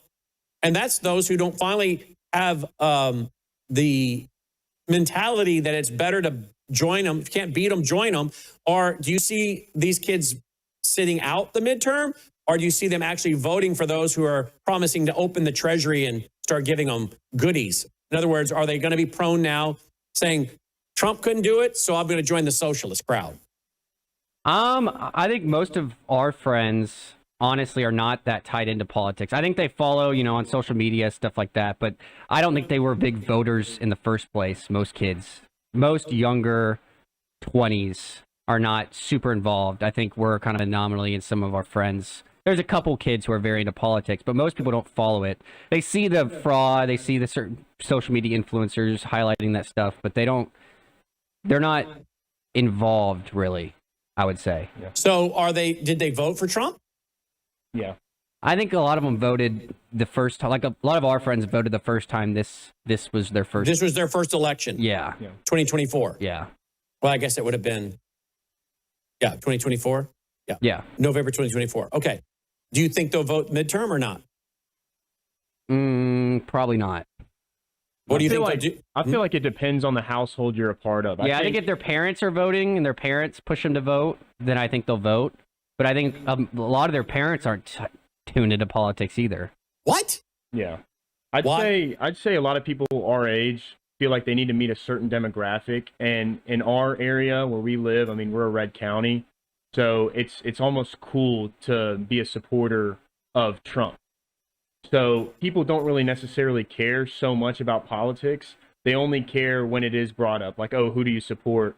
They really don't know why they support them. They just say it because they're trying to meet a certain demographic, I feel. In other words, they know it's popular to be a Trump supporter in this county, so they say they support Trump. Exactly. But they don't know why or what he's doing or not doing. Exactly. Other than on a personal level, they know things aren't better for them, per se. Yeah. And I think it goes this both ways as well. I think a lot of people who are liberal and post all the liberal stuff on social media, they're just doing it because their friend group is all liberal. What do you think is, Mark Mitchell says that this younger generation, they're socially cohesive. They spend a lot of time playing video games. They like collectivism. And it sounds like they're setting up for a strong man. To me, some guy came along offering to do all these things. It was a strong man. They might go for him. How many of your friends do you think could be convinced to vote for someone that was semi-socialist? A strong man that was at least semi-socialist? I think the sad reality of people our age is that it wouldn't be that hard to convince somebody. And I think it's mainly towards the lack of discipline and care for, stuff that has an actual effect on them around them. So I think Mark is a lot of them right. would be open to vote for anyone who would give them something. Just like, I mean, if you look at Mamdani in New York City, most of the young voters voted for him because he was talking about free stuff. So if you had Go ahead. If you have an attractive candidate that rose on the national level, a lot of these people that voted for Trump the first time, their first time to vote, they voted for Trump. If an attractive candidate rose for the 2028 election and spoke well, looked well, was kind of the modern Barack Obama, if you will, and offered a lot of free stuff, your friends who were the first time Trump voters would vote for that probably.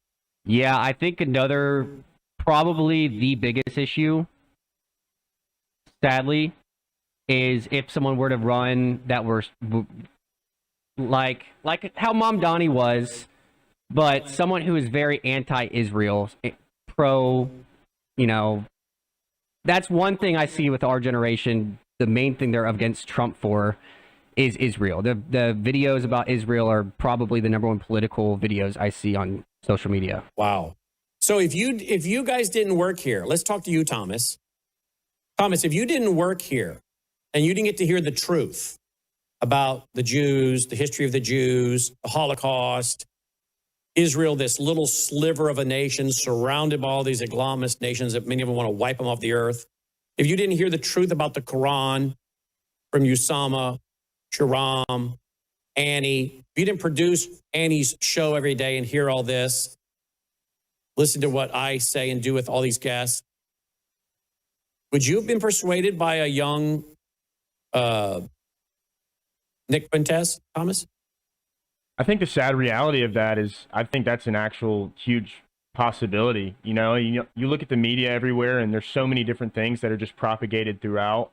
And I think going back to what I said, just a few minutes ago, there's just this demographic and people like Nick Fuentes and all these different influencers that are propagating all this stuff throughout the media. It's almost enticing to want to listen to them or join their movement just because some of the stuff they say or some of the delivery of words that they have is kind of enticing. It's like something that you can relate to and it's something you want to get behind. So I think that's definitely a possibility. I definitely could. And I think he's been very successful because he's whether you like what he says or not, he does say good things, but he's also very good at what he does.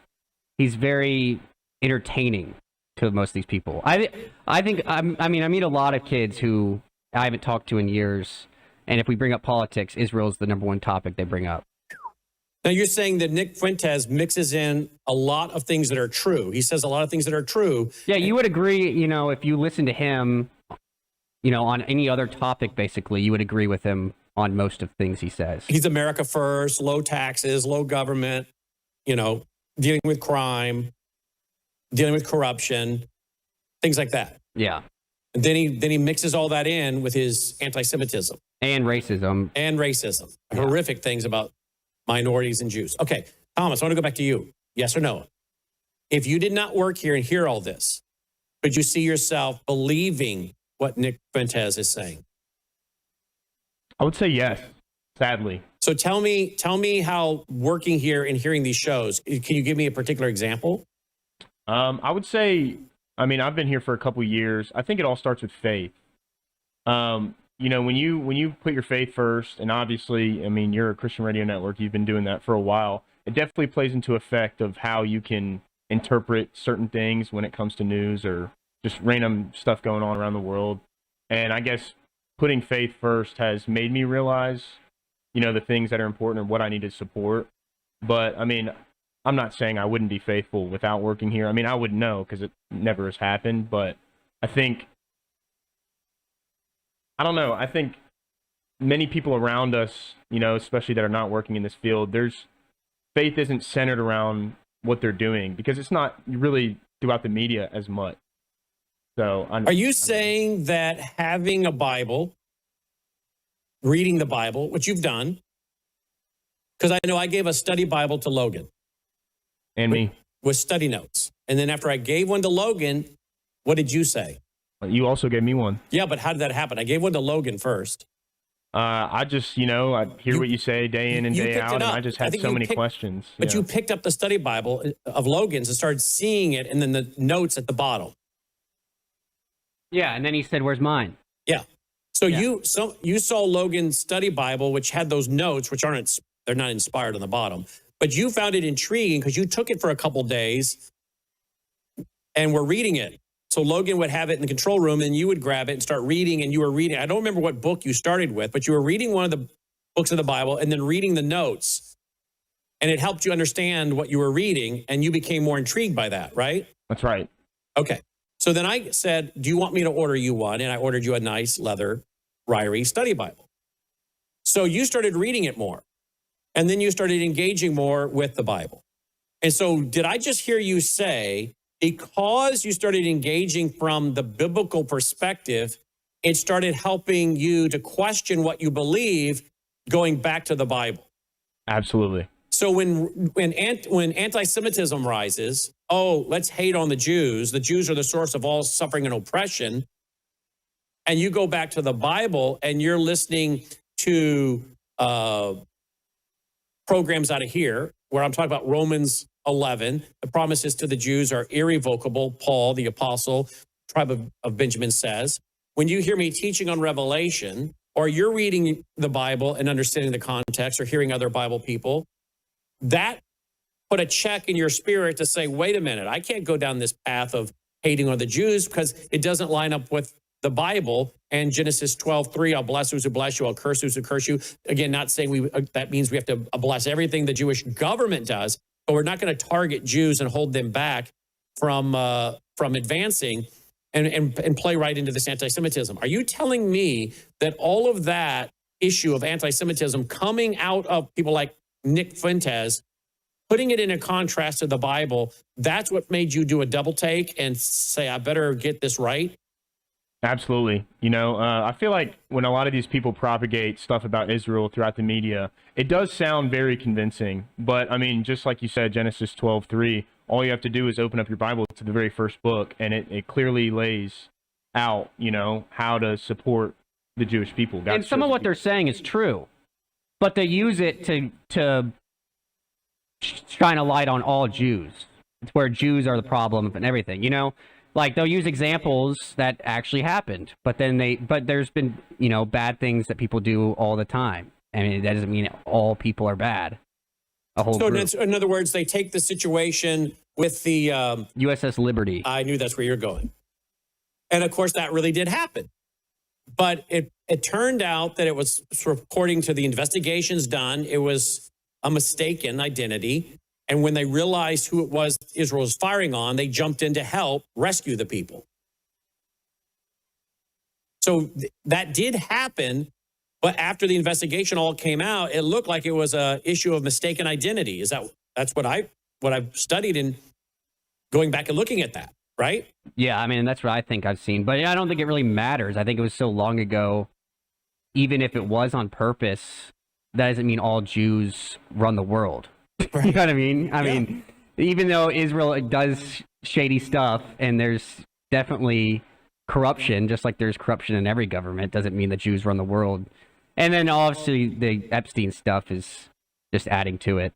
Well, because his last name, Epstein. I mean, we don't know what Was that America? Was that Mossad, CIA? Was it KGB? Now it's out all over the place. It was the KGB today, right? So, but it's a lot of just confusion. Sure it is. So are you saying that you are seeing a real rise of anti-Semitism among young people your age? Yeah. Especially on social media. Let's talk and it's not even Nick Fuentes. I think we're talking a lot about him because he's just popular, but there's people who are worse. Let's talk. Go ahead. Let's talk about getting married. How many of your friends even want to get married? What percentage? I mean, maybe not your friends, but from what you see with your generation of people in their 20s, how many of them even want to get married? I'd say a lot of them want to get married, but I would say the difference, I guess, looking back at the past and certain ages where people were to get married, it's definitely changed. A lot of my friends like to say, I'll either never get married or I'll get married when I'm 30 and I'm already having all these life experiences. There's no, early love, American dream type of thing like there used to be. I think our friends as well are kind of different. Like, I think the kids who stayed in Memphis or go to Memphis are a lot more traditional. Yeah, and they're a lot more mellow. They don't, a lot of our friends from high school and stuff that went to different schools, I don't talk to them as much, but I think a lot of the kids we went to school with are just partying nonstop at a lot of these schools. Of course. I don't think they're really focused on the future. They're not focused on, I don't think they're thinking about marriage at all. So. But you're saying the ones that stayed in the area near their parents and have their parents' influence and their typical peer group and friends and their parents' friends, they stayed a little more normal. Yeah, and Memphis just isn't as big of a party school. I think a lot of the kids who went to Ole Miss and different schools like that got roped into all the partying because that's all they really do there. Also, I think a lot of the kids at Memphis, I don't go to Memphis, but just from seeing Thomas and Jeb's friends groups and some of the other kids who used to work here, it seems like a lot of the kids at Memphis are very into the Bible and studying the Bible. Really? Is that because we're in the Bible Belt or what? I think... Is there active ministries on campus? Yeah. There's plenty of them. I think every single denomination of Christianity, there's a different... That's not the case at Ole Miss, an hour away? I'm not sure. There is, but kind of to more so Logan's point, there's certain schools that are...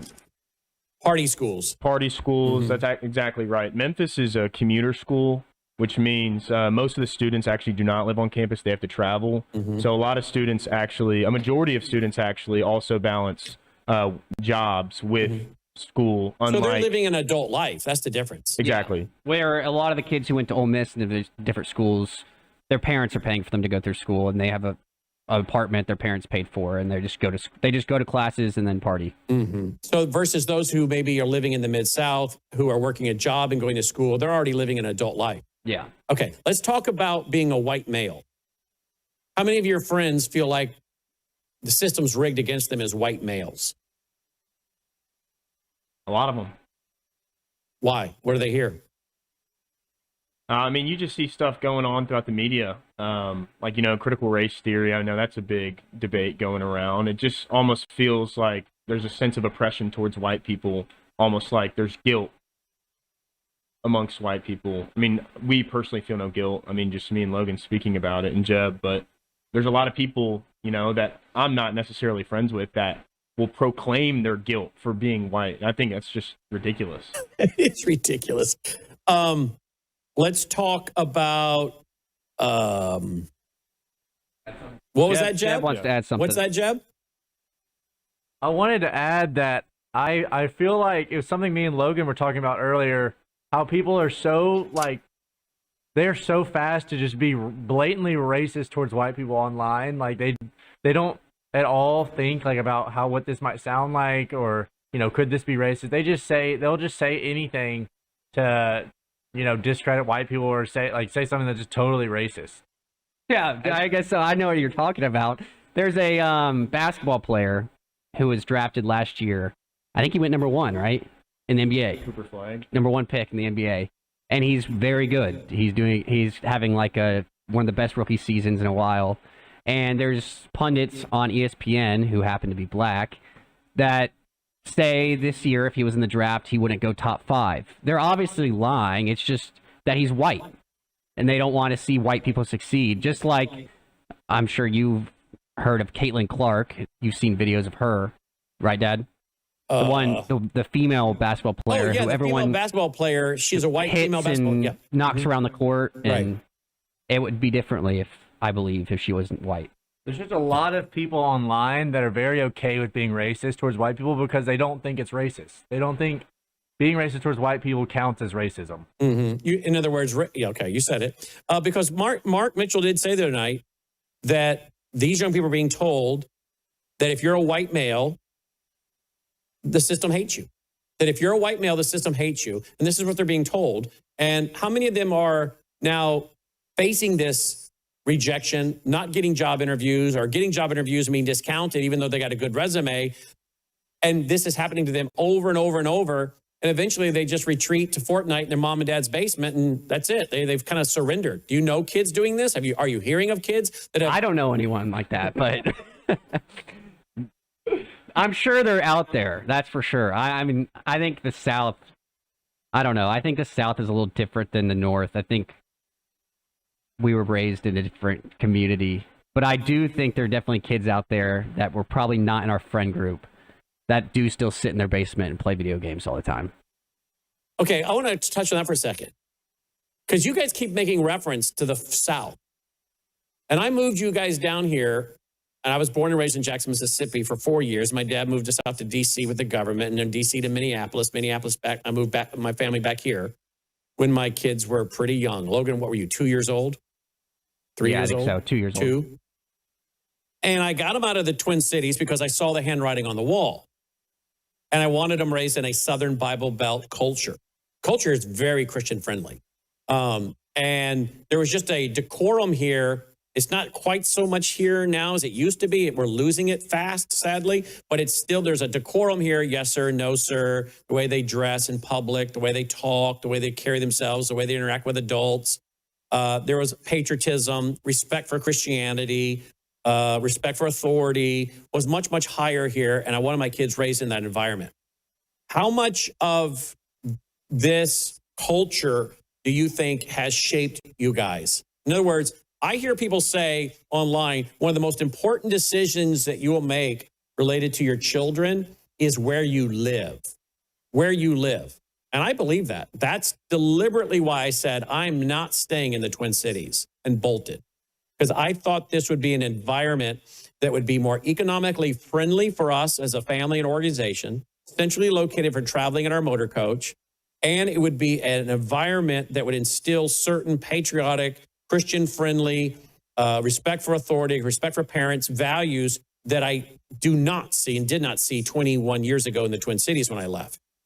Do you believe, starting with you, Logan, that living in the South, particularly the Mid-South, the Bible Belt, is a perfect example of how young people's worldview can indeed be shaped in a positive way by a culture? I think so. I think if I was raised in Minneapolis, I'd be different, very different. I think. I'm not positive because I wasn't raised there, but that's just my opinion. Okay, well let me get personal. I've taken you back to Rockford, Illinois, where your mom was born and raised. Yeah. Can you imagine being raised? And I'm not being negative against people in Rockford, Illinois, but it's the most northern city that you've had experience with. And when you go back, what do you see? What do you see in the young people, and what do you think? Not so much I see I don't know many young people there, but I just think the culture isn't like the South. People just seem more cold and not as engaging there. And I could see why you could grow up to be more antisocial, probably, if you lived up there. What about liberal? Yeah, that as well. I mean, I think that's the number one thing. Because like Thomas said, I think it's cool to be a Trump supporter. I think if you're a Democrat in Tennessee or in Memphis, then you're looked down upon. So in other words, there is a cultural stream here. And in one sense, you get carried by the cultural stream in a positive way, in that it's cool to be conservative, patriotic. And I think if you grew up in a more liberal area, it would be the same way, the opposite. Yeah. What about you, Jeb? What do you make of what? Do you think living in a certain culture helps to shape your values in a positive or negative way? Yeah, I definitely think growing up in the South, you're just exposed to a lot more to the family lifestyle, the Southern hospitality, just a lot more of, biblical living that I think we're exposed to in the Bible that tells us, a family nucleus, you're supposed to live with your family, support your family. And in the North, you just don't really get where you see in the cities. It's just a lot more like the immoral things that we see are just maximized in those cities. And when you're up there, like you don't really care about, the family as much. And these people are really, focused on corporatism, and moral stuff, like, going out and seeing how drunk you can get as possibly you can. And I just think in the South, it really does shape you to be more of a biblically centered person. However, a point that you brought up not too long ago really is accurate to me is how people in the South don't care about politics as much as they do as like sports and football. And I think that honestly is a big downfall of people in the South is they don't realize how comfortable they are down here and how like your life could completely change if you let this go on long enough. If the people in the North that are like, very highly politically active, if they continue to go on, they will shape what the country looks like in the future, and the people in the South will see how fast their life will change. That was extremely articulate. Somebody cut that up when we're off the air and send that all over the place. That was very articulate. In other words, Jeb, the Bible Belt, as I often say, has a lot of great things. I'm so glad I moved my family back here 21 years ago. Has so many positive things. But the biggest irritant to me has been the apathy and passivity. They just don't care. They think everything is great here because they haven't faced what they face in Minneapolis, what real conservatives and Christians face in Minneapolis or Milwaukee, where there's persecution of real conservatives and Christians and white males. They don't face that as much here in the Bible Belt. Yeah. And by the time they do face it, I think your point is they would have taken over the country. Is that what you're saying, Jeb? Yeah, that's exactly what I was saying. I saw a video that really accurately, described the situation. It was like these people that are flooding into the country, they want it bad enough to be here that they'll get arrested for it. And a lot of people that are in the South, like they'll talk about how like, pro-border they are and all the, politics of the Republican Party. They'll talk about how supportive these things they are, but they won't do anything to actually support it. They'll just talk about it. And these people that are coming here, they're living it and they're doing it. So they're willing to take over the country, and the Republicans will just sit back in the South and watch it happen. I've also noticed some kids, I have one kid in particular I'm thinking of, who came from Venezuela, and he's more in tune with politics and cares more than most of my friends that I know that grew up here. And he lives here in the Mid-South. Yeah, he lives here in Memphis, and I think he moved here when he's 8, right? He moved here about 6 years ago as a political refugee from Venezuela. And he's more engaged in what's happening to America than the kids born and raised here. Absolutely. And he's still not even a citizen. I mean, he's here on political asylum, so he could be sent back whenever. What did you make of the fact that we went to Milwaukee in April of last year, had 1,000 people standing room only for one night? We decide this year to move the Worldview Weekend National Conference to our backyard. We bring in Sidney Powell, Mark Mitchell, Gordon Chang. I mean, the list goes on. And the people that were there, hardly any of them were from here. They came in from California, Washington State, New York, Oregon, all over the place. Hardly any of them. A lot of them from Minnesota, Wisconsin. Hardly any of them were from the Mid-South. Were you shocked by that, Jeb? To have those caliber of people here in their backyard, and they wouldn't even drive a mile up the road?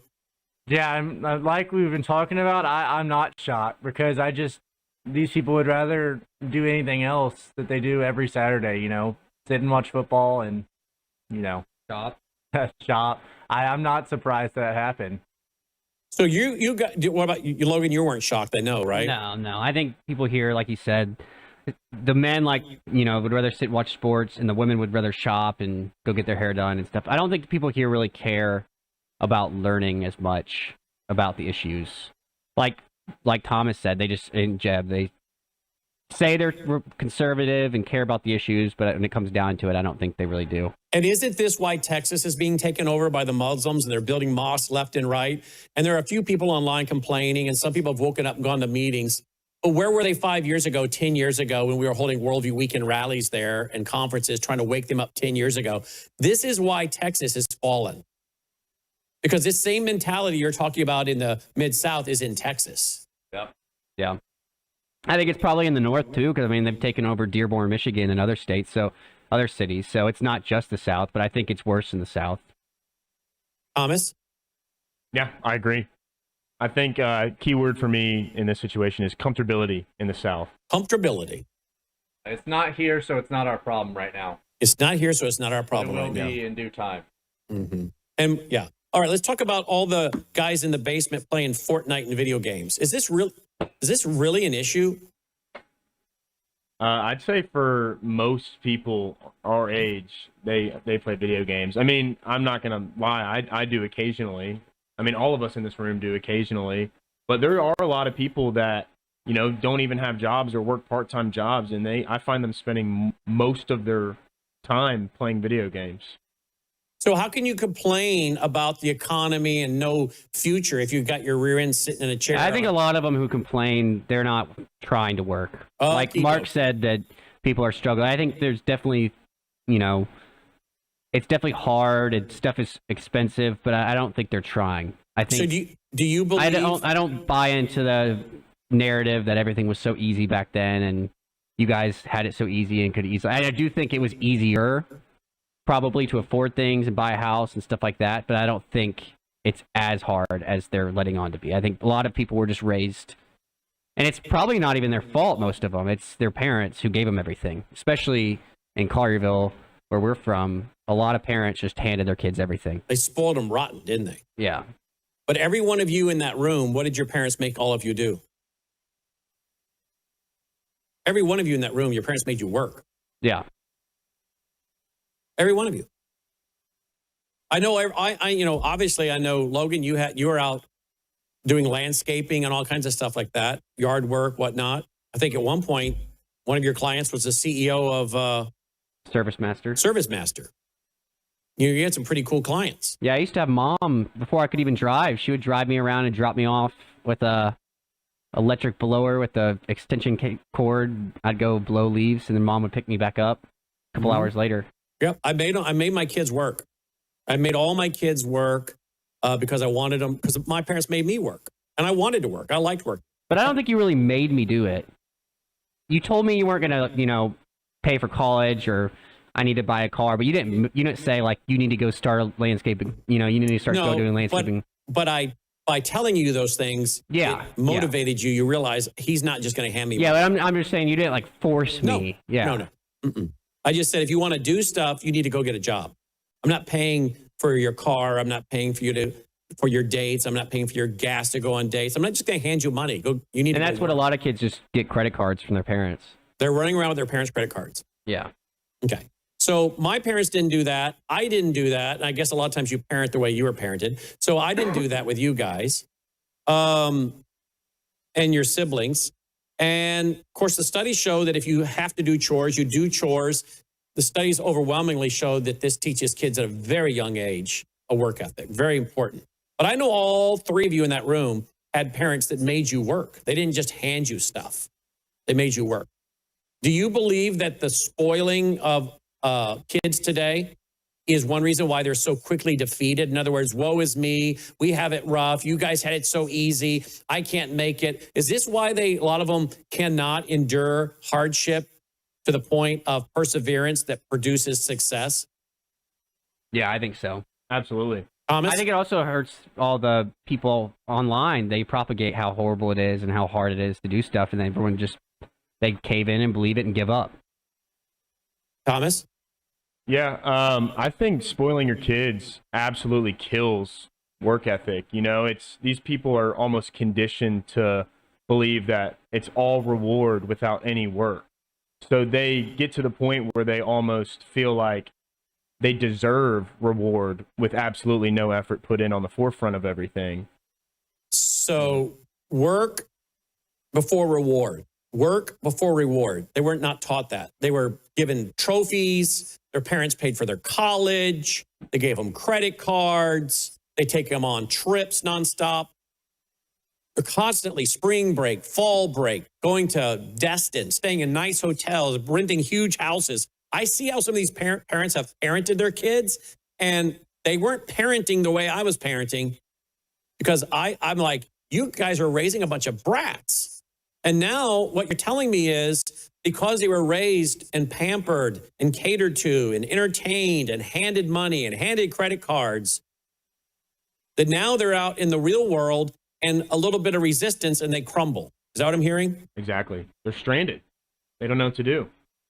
That's very interesting. They're stranded. They're paralyzed. They don't know how to respond to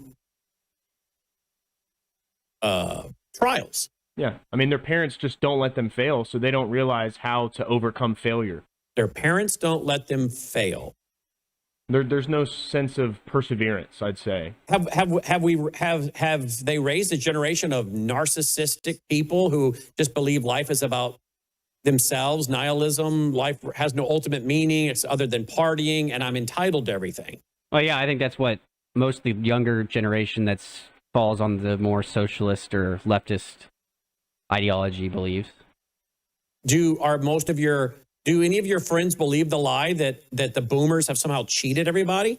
Have the boomers cheated everybody? Have boomers stolen your future? I haven't heard that from any of my friends, but I don't know. I have heard people say that boomers had it easier. Or some of the boomers had to go off to Vietnam. Yeah. They got drafted. Some of them came back without their limbs. Some of them saw their friends blown apart, you know? How many young people even know what Vietnam was and when it was fought? Not a lot. Have you seen the interviews of people who go around and ask people? It's not even just Gen Z. It's millennials too. Parents don't know anything. And there's people who go around and do interviews and ask simplest questions, and no one knows answers to them. So the boomers got an easy ride, but most of these people don't even know that Vietnam happened, and many of those boomers got drafted. Yeah, I doubt it. I bet most people wouldn't know that. Do most of these young people today know that a lot of these boomers were paying 18, 20, 21% mortgage interest in the early 80s? No. So are you telling me that reality is a lot of these kids are making decisions with no reason, logic, context, and history? I would say so. What do you see, each of you, as we wrap, what do you see as some of the greatest challenges for your generation? Well, perceived or legitimate? Good question. That's a thought-provoking question. Thought-provoking question. Is Jeb still listening? Jeb? What? What would you see is the biggest, what do you say, the biggest? What is the biggest obstacle to your generation, perceived or reality? What is the perceived biggest obstacle, even if it's not based in reality? And what are some of the biggest actual obstacles to your generation? I gotta think about this.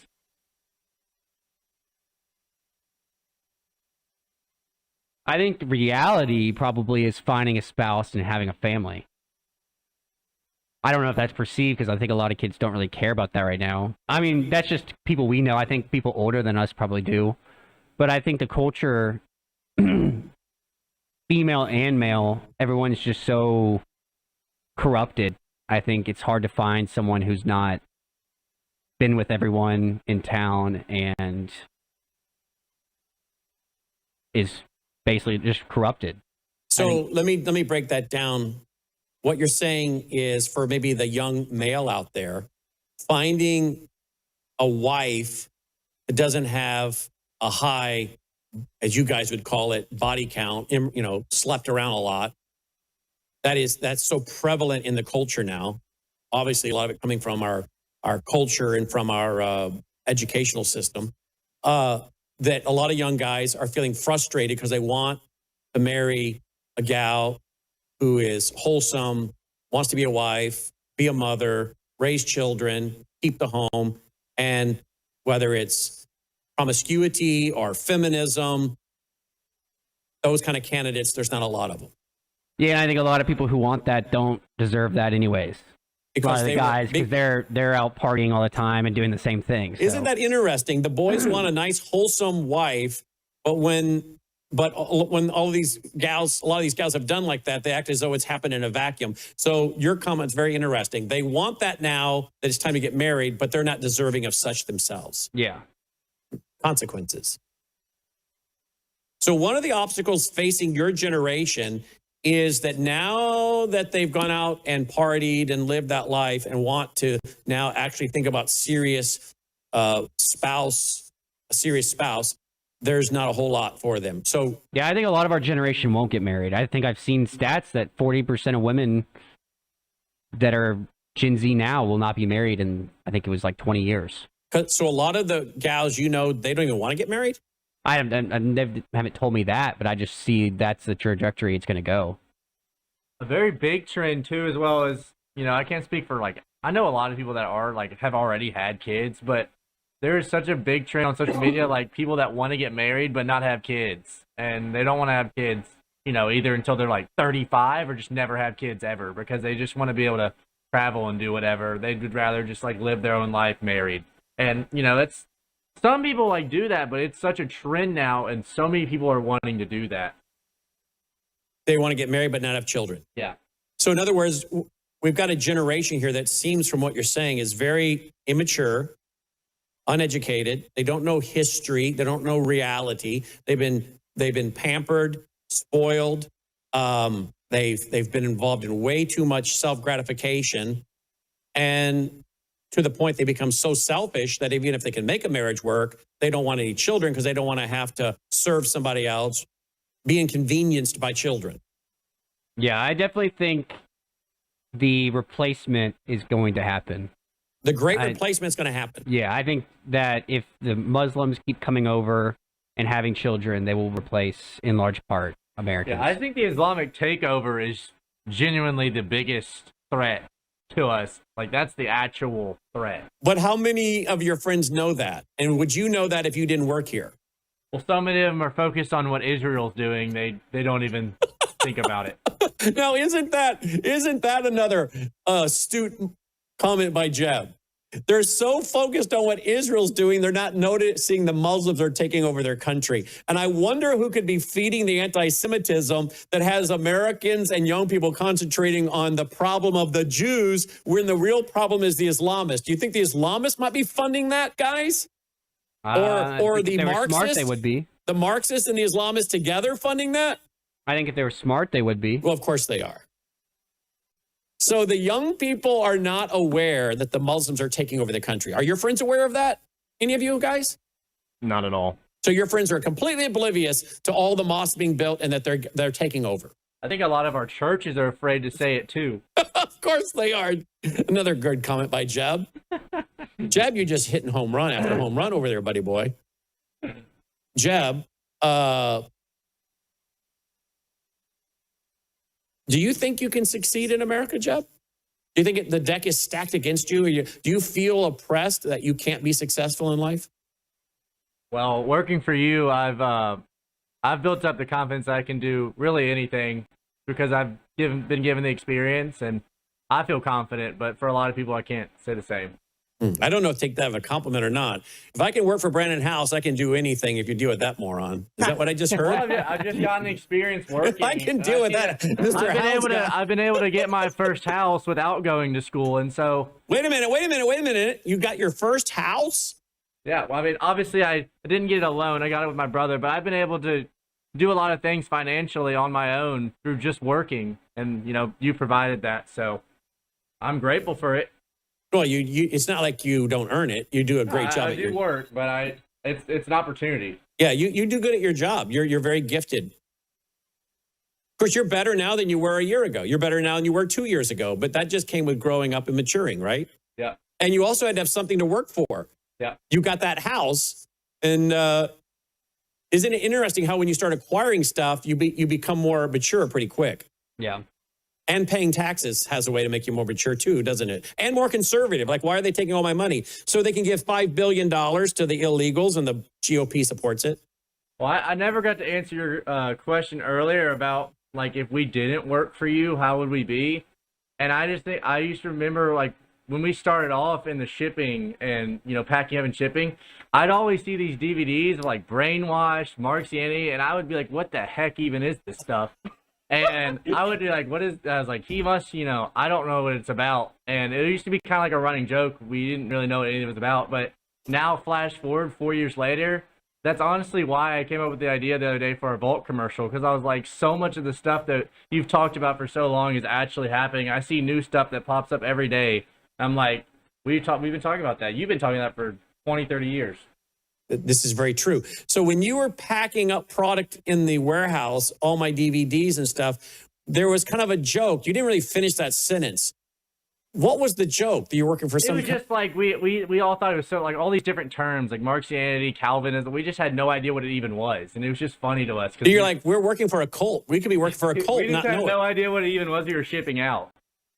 You're like, what is it? What is it we're packing up and sending out? We could be working for a cult and not even know it. Is that what you're saying? But no, it really comes, all of it was very true stuff and very good stuff. I told my girlfriend just the other day, I was like, before I worked for Brannon, like, I really wasn't super political. Like, I was conservative, but I wasn't very political. And now, like, I have something to say about everything. But is that being political? Because I don't want people to think that, oh, well, these guys are just political. Well, when I say political, I mean, like, just active. Like, I want to use my voice more and more. But is it being political, or are you learning to be informed, knowledgeable, and discerning? Yes. Yes. I think I'm just more, like, for instance, Islamic takeover. I'm more informed on what that means and what that looks like, so I can feel more compelled to speak out against it. So if you didn't work here, do you think you would understand that Islam was taking over the country? I would not know it to the extent I do now. Do you think I you don't would see much about Islam at all on social media. Yeah. Do you think, Jeb, that you would even buy into anti-Semitism if you didn't work here? Like Logan and Thomas were saying, like, a lot of the Nick Fuentes stuff, when he says stuff that he'll, you know, articulate a very good point about something, and he'll, you know, gather in facts from here and there, and it'll sound very compelling. So I could see me buying into it just because it's very easy to buy into it when it sounds compelling. Yeah, isn't that the nature of a lie and deception? Truth mixed with error. You know, what it sounds like, guys, is that it's been a positive experience to work here.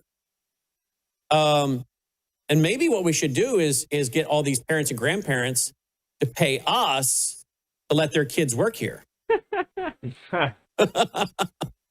But, you know, Thomas, your dad called me, as we get ready to wrap here. Your dad called me well over a year ago. And he said, hey, Brannon, I just want to thank you for the influence your family is having on my son. And I said, oh, okay, thank you. He said, no, I got to tell you a story. He said, Thomas was visiting with his grandfather. Would that be your dad's dad or your mom's dad? My mom's dad. Visiting with your grandfather, and your grandfather was shooting questions at you, and you were answering these questions, and your grandfather was so shocked at the way you were answering them and how much you had grown up and matured. And apparently your grandfather said to your father, wow. And I don't know what that has to do with us, other than your dad felt like you're working here and being here, he said, had a huge impact on your development. Why would that be? And what do you think how can you take your experience and share that? I want to ask this of Jeb too. How can you take what we've been talking about tonight for the parents and the grandparents listening? Not all of their kids can come get a job here. And I'm not saying that if you came and got a job here, your kids would all just be wonderful. These kids aren't perfect, but guess what? Neither is the guy they work for. But, well, we've had liberals work here and that are still liberals, so. Oh, have we really? Yeah. Yeah. Would I know them? Yeah. Who? Maybe not. I don't know. They worked in packaging and shipping stuff. So I didn't really know them. You knew them, but Huh. I wonder now who you're talking about.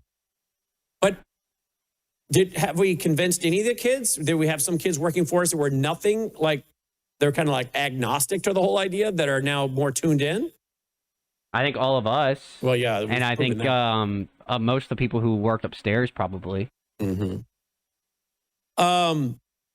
So, Thomas, what do you think, listening to this tonight, the average parent or grandparent's going, well, that's great for those guys, but not my kid, my grandkid can't go work for Howse in his control room and have him, you guys get paid.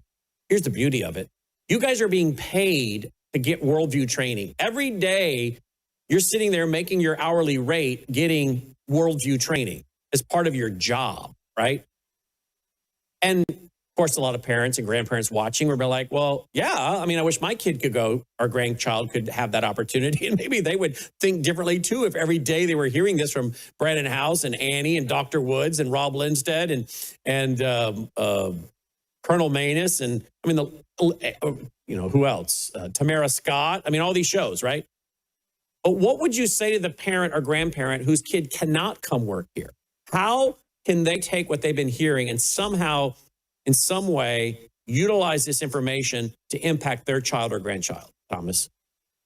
I would ask the parent to just do a reflection and just think about what values that you want to instill in your children.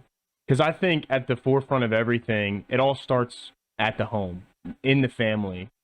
We are a product of our parents, and it's kind of like there's a saying, monkey see, monkey do. I mean, you're conditioned to watch your parents. Your parents are almost like a role model to you. So I would just ask the parents to look at how you're acting and what you want to represent, or how you want your kid to be. What values are you instilling in your children? And I mean, some might think, oh, well, it might be too late. It's never too late. And even going back to what I said with faith, there's one verse, no longer I, but Christ who lives in me. When you put Christ as the center of your family or the center of your life, I think your values tend to improve overall, because you get rid of that selfish desire. You're living for something greater than yourself. So what you are saying is make sure the parents and grandparents are not shrinking back from discussing values, and particularly Christian values and the Bible and worldview with their young people. Yeah. I think the decline of people our age is due to the parents. Do you think the young people, by and large, want to hear their parents give them information and direction, or do they wish the parents would be quiet?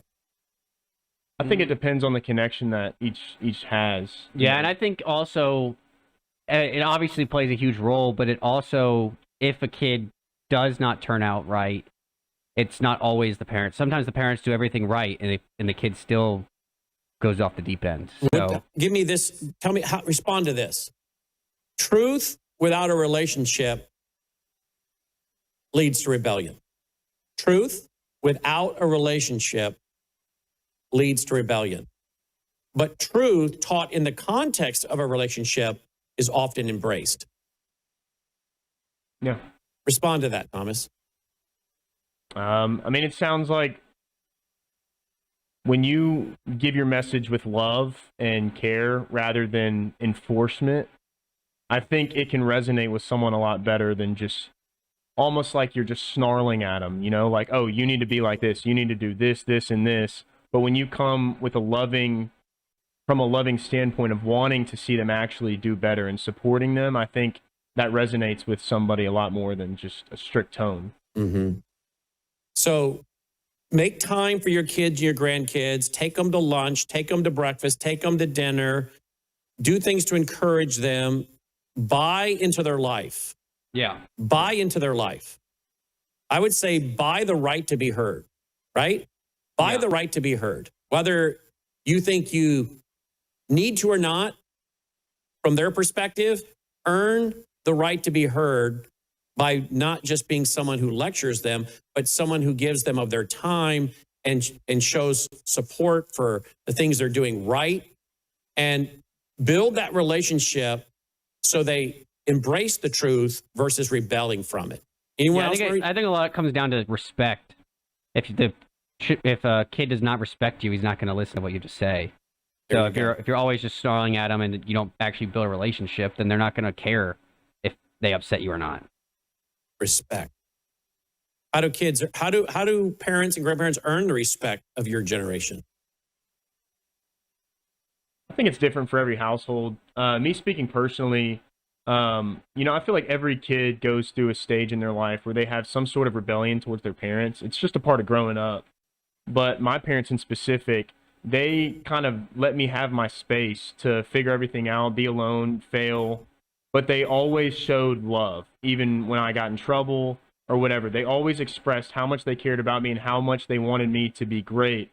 And that drew me more to look at them as a role model rather than an enforcement, like an actual like strict parent. It was more so, like you said, Like a friend relationship, almost. like almost a friend. So what you're saying is it was not love that was conditional. It was unconditional love. In other words, it wasn't do this, perform this way, and I'll love you. Even when you didn't do right, they still loved you. So you had the foundation of knowing their love is unconditional. It wasn't based on your performance. Exactly. Jeb, you want to chime in with one of your closing comments? Jeb? Jeb has AirPods in. Jeb is over there working in the corner trying to get something produced for me. Logan, what do you think of this? How do you think our audience is responding to this tonight? I think it went well. I like it. I think it's we should do it more often. Yeah. Do you guys think your generation believes in absolute truth? There are absolute truth for all people, all times, all places? I think a large portion doesn't, just like any generation. Do you think your generation largely believes truth is whatever works for them or gives them the best outcome? Probably. Do you think your generation even thinks about truth? I think a lot of people don't know. Does your generation, how many in your generation, Thomas, are thinking about if they were to die? It depends on what context you're asking. If they were to get hit by a bus tomorrow, is your average young person, are they considering their spiritual condition and their eternal soul or not? I think a lot of the kids around us are. A lot of kids in Memphis. I don't know as much for the kids who are off at different schools. But like I said, I think in Memphis, it's very big to be going to Bible studies and trying to learn about the Bible. There's certain demographics everywhere you go. And Sure. that's just kind of a demographic that everybody would like to meet in this area. It's almost like, just like when we were talking about the North and the South. I mean, one big thing about Memphis in comparison to some of these bigger schools is that there's more traditional root. So here, that is the case. I mean, some of these bigger schools, I mean, it's not really. But. Well, I'll tell you, you guys are too young to remember it. But look up what year Adrian Rogers died, Logan. I think it was 2005. And those who don't know who Adrian Rogers was, he had a Bellevue Baptist Church, a very large church he pastored. He didn't start it, had a few other pastors, and he came along. 2005. He died in 2005. When he died, big Southern Baptist pastor here, had been president of the Southern Baptist Convention, has a ministry still to this day on radio called Love Worth Finding. When Adrian Rogers died, the media treated it like a president had just died. Literally the networks carried it. They had a news helicopter flying over the hospital, filming the hospital, reporting on the news that Adrian Rogers was in critical condition and may not make it. This was a local pastor of a very large Baptist church. How old was Adrian when he died, Logan? He was 74. 74. And I remember watching that, having just moved back here, thinking, I don't think this would ever happen in the North. A helicopter hovering over a hospital reporting that a well-known Baptist pastor is on the verge of passing away. And it was all being reported in such a respectful and grieving manner.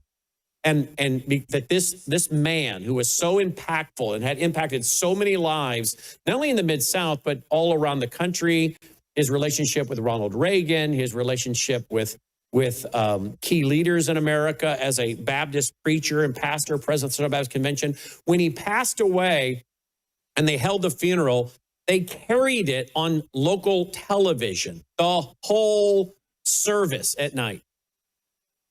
And I remember thinking to myself, that alone says a lot about the way people here in this part of the country view churches and pastors and Christianity.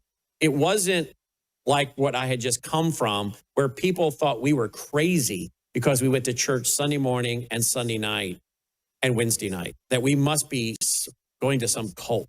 Who would ever go to that much church?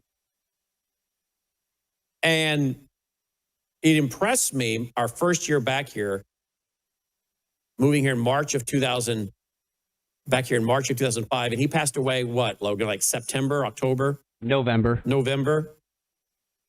That to me spoke volumes of that. Well, that's exactly why I got my family out of the Twin Cities back here, because I wanted to live in a culture where I wish there wasn't as much apathy and passivity. I wish the people would be a little more engaged, but there was a respect for a pastor. I mean, they treated him like a president had died, like a retired president was living in the area and died. And there is a respect and there is a reverence for key institutions. So all that to say, you understand when we say there's a long march through the institutions, when the cultural Marxists march through institutions and destroy the institutions that we used to look up to, pastors, parents, police officers, sheriffs,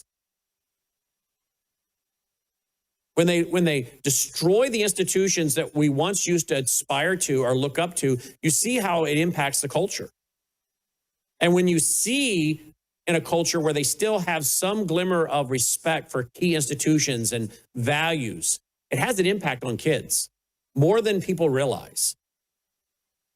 You can jump into the cultural stream, and if the cultural stream is going in the right direction, it may not be a bad thing. You've heard the kids tonight talk about that, right? There are certain things that are kind of the cultural stream, and if you jump into that stream, that's not a bad thing.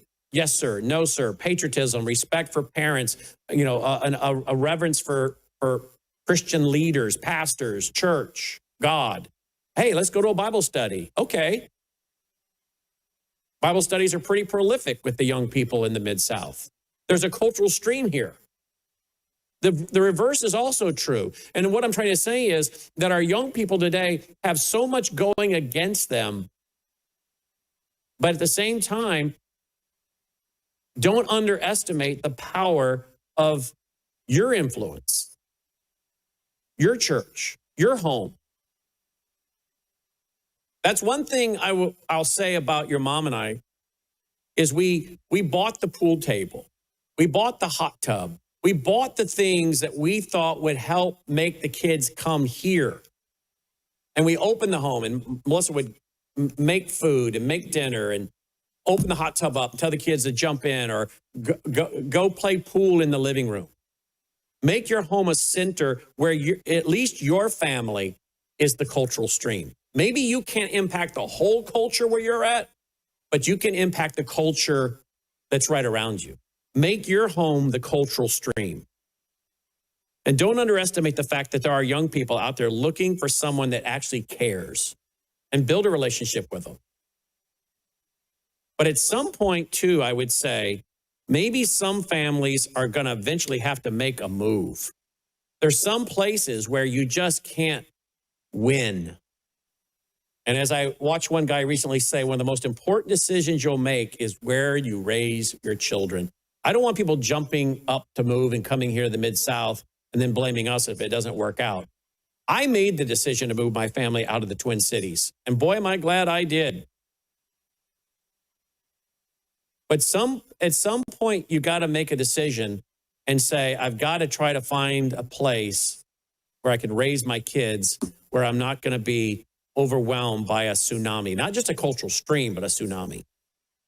Now, for those who have kids that are already grown in their 20s and their 30s, I hope you'll go back and you'll have them watch this program. and listen to these young people and what they're saying and understand that what we're trying to do here is not only encourage you as parents and grandparents, but hopefully some of the young people to realize that we understand what you're going through, that there are struggles, that life is hard. But don't underestimate the fact that your parents and your grandparents, many of them lived hard lives. My inbox is filling up with these baby boomers telling me, you know, their highest paying job they ever had when they retired was $13.85 an hour. A lot of them worked blue collar jobs, manual labor jobs, and they were just very frugal. I saw someone the other day saying, how can the young people, how can they complain about the economy when they spend $5 on a latte at Starbucks? Can someone chime in on that, Logan? Logan? Yeah, that's true. How can you complain about not having money when you spend $5, $6 on a latte coffee versus going to Walgreens and buying Folgers and making it in a coffee pot? How can you complain when you can go home and make, you know, a meal much cheaper than you go out and buy one? Maybe this. What about all the kids who are going out to bars and spending hundreds of dollars a night at the bars? Exactly. Or gambling, sports gambling. And then they want to complain about the economy. So maybe the issue comes back to understanding the lies. They want to pit us against each other. They want people to think, oh, it's the older generation. It's the haves versus the have-nots. It's the boomers. They're the fault. They're looking for someone to blame. They're looking for a scapegoat. Maybe it's time to explain to them, hey, I got drafted into the Vietnam War. Or my friend did. He never came back. We were doing 18, 19, 20, 21% mortgage. We had gas lines where we were literally in the 70s sitting in lines to get gasoline, gas shortages, energy crisis.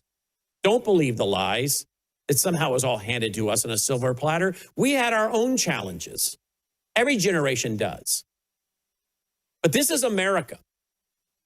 And yes, it may be hard, but you know what? There are still people wanting to come here to this country. They're coming into this country like crazy. Why are they coming here versus going to Venezuela or Cuba? Why are they leaving Venezuela and Cuba to come here? Because they know there's opportunity. How is it that some of these illegals have come here and they've built a business and become legal citizens, or they came legally and they built a business? How is it that we have Indians from India, Asians, that within one generation, their families are more higher in income than the average American? One generation. We can sit around and complain all day long about all the things, woe is me. But how about we teach these children and grandchildren real history and refute these lies that are causing generational strife and hatred? That's what it's designed to do. The baby boomers, they maybe got some opportunities when their parents came back, their dads came back from the war, and maybe things were a little different because those guys had seen war and come back from war. But that generation had its own issues. They had their own difficulties with the riots of the 1960s. And then, of course, as I already said, the energy crisis, Vietnam. Point this out to the young people because history is being distorted to make bad people out in a way that's, well, they're not bad people. They're Americans. There are lots of opportunities today that I did not have with the technology. Yeah, the technology can be bad, but you can sell stuff on your doorstep and people pick it up and leave cash in an envelope. What are these next door apps? You can get out there and start a power washing business, a painting business, a dog walking business, and you can promote this stuff now on next door apps. I didn't have that opportunity in the 80s when I was cutting 20 lawns a week. I had to go door to door and push out flyers and meet people. Now you can find people on Instagram and next door apps and advertise so cheaply. The ability to make money is still here in America. This is still a great land of opportunity, and we're believing too many of the lies that our best days as a free people are behind us. Well, Maybe we don't have the freedoms that we once had in abundance, but there's still a lot of freedoms and opportunities. And that may mean you have to work 2 or 3 jobs. That may mean that you have to go somewhere during the summer months where there's a lot of income of people vacationing and get a job somewhere in the country where there's a lot of people with discretionary income coming there to vacation, and you can go there and get a job as a waiter or waitress in a nice restaurant and walk out that summer with a lot of money. I know people doing it. They're not sitting in their basement playing Fortnite and complaining about how tough it is, how hard it is. They're going out there and they're making their own opportunity. Now, I know the people that want to complain don't want to hear this, but that's fine. Someone emailed me and said, you know, Brannon, a lot of these young people, they don't want to hear or take your advice. Fine, don't. But those people that don't want to listen to the older people and take some sound advice, they are not looking to succeed. They're looking for an excuse of why they're failing. I built my whole career by listening to other people, watching what they were doing, learning from them, taking their advice, honing my skill, my trade, listening to what worked for them, what didn't work for them. Why would I reinvent the wheel? Some things I learned on my own from failure and success. But I learned a lot of what I learned by watching other people and listening to other people. And any smart person will do that. Encourage these kids to realize they have a lot of opportunity, because if this wasn't the land of opportunity, these people wouldn't be coming here in the droves that they're coming here. There's still a lot of discretionary income in this country. There's still people that need services and help. And you know what? There's not a lot of competition. There really is not a lot of competition when it comes to young Americans that are willing to work multiple jobs, long hours.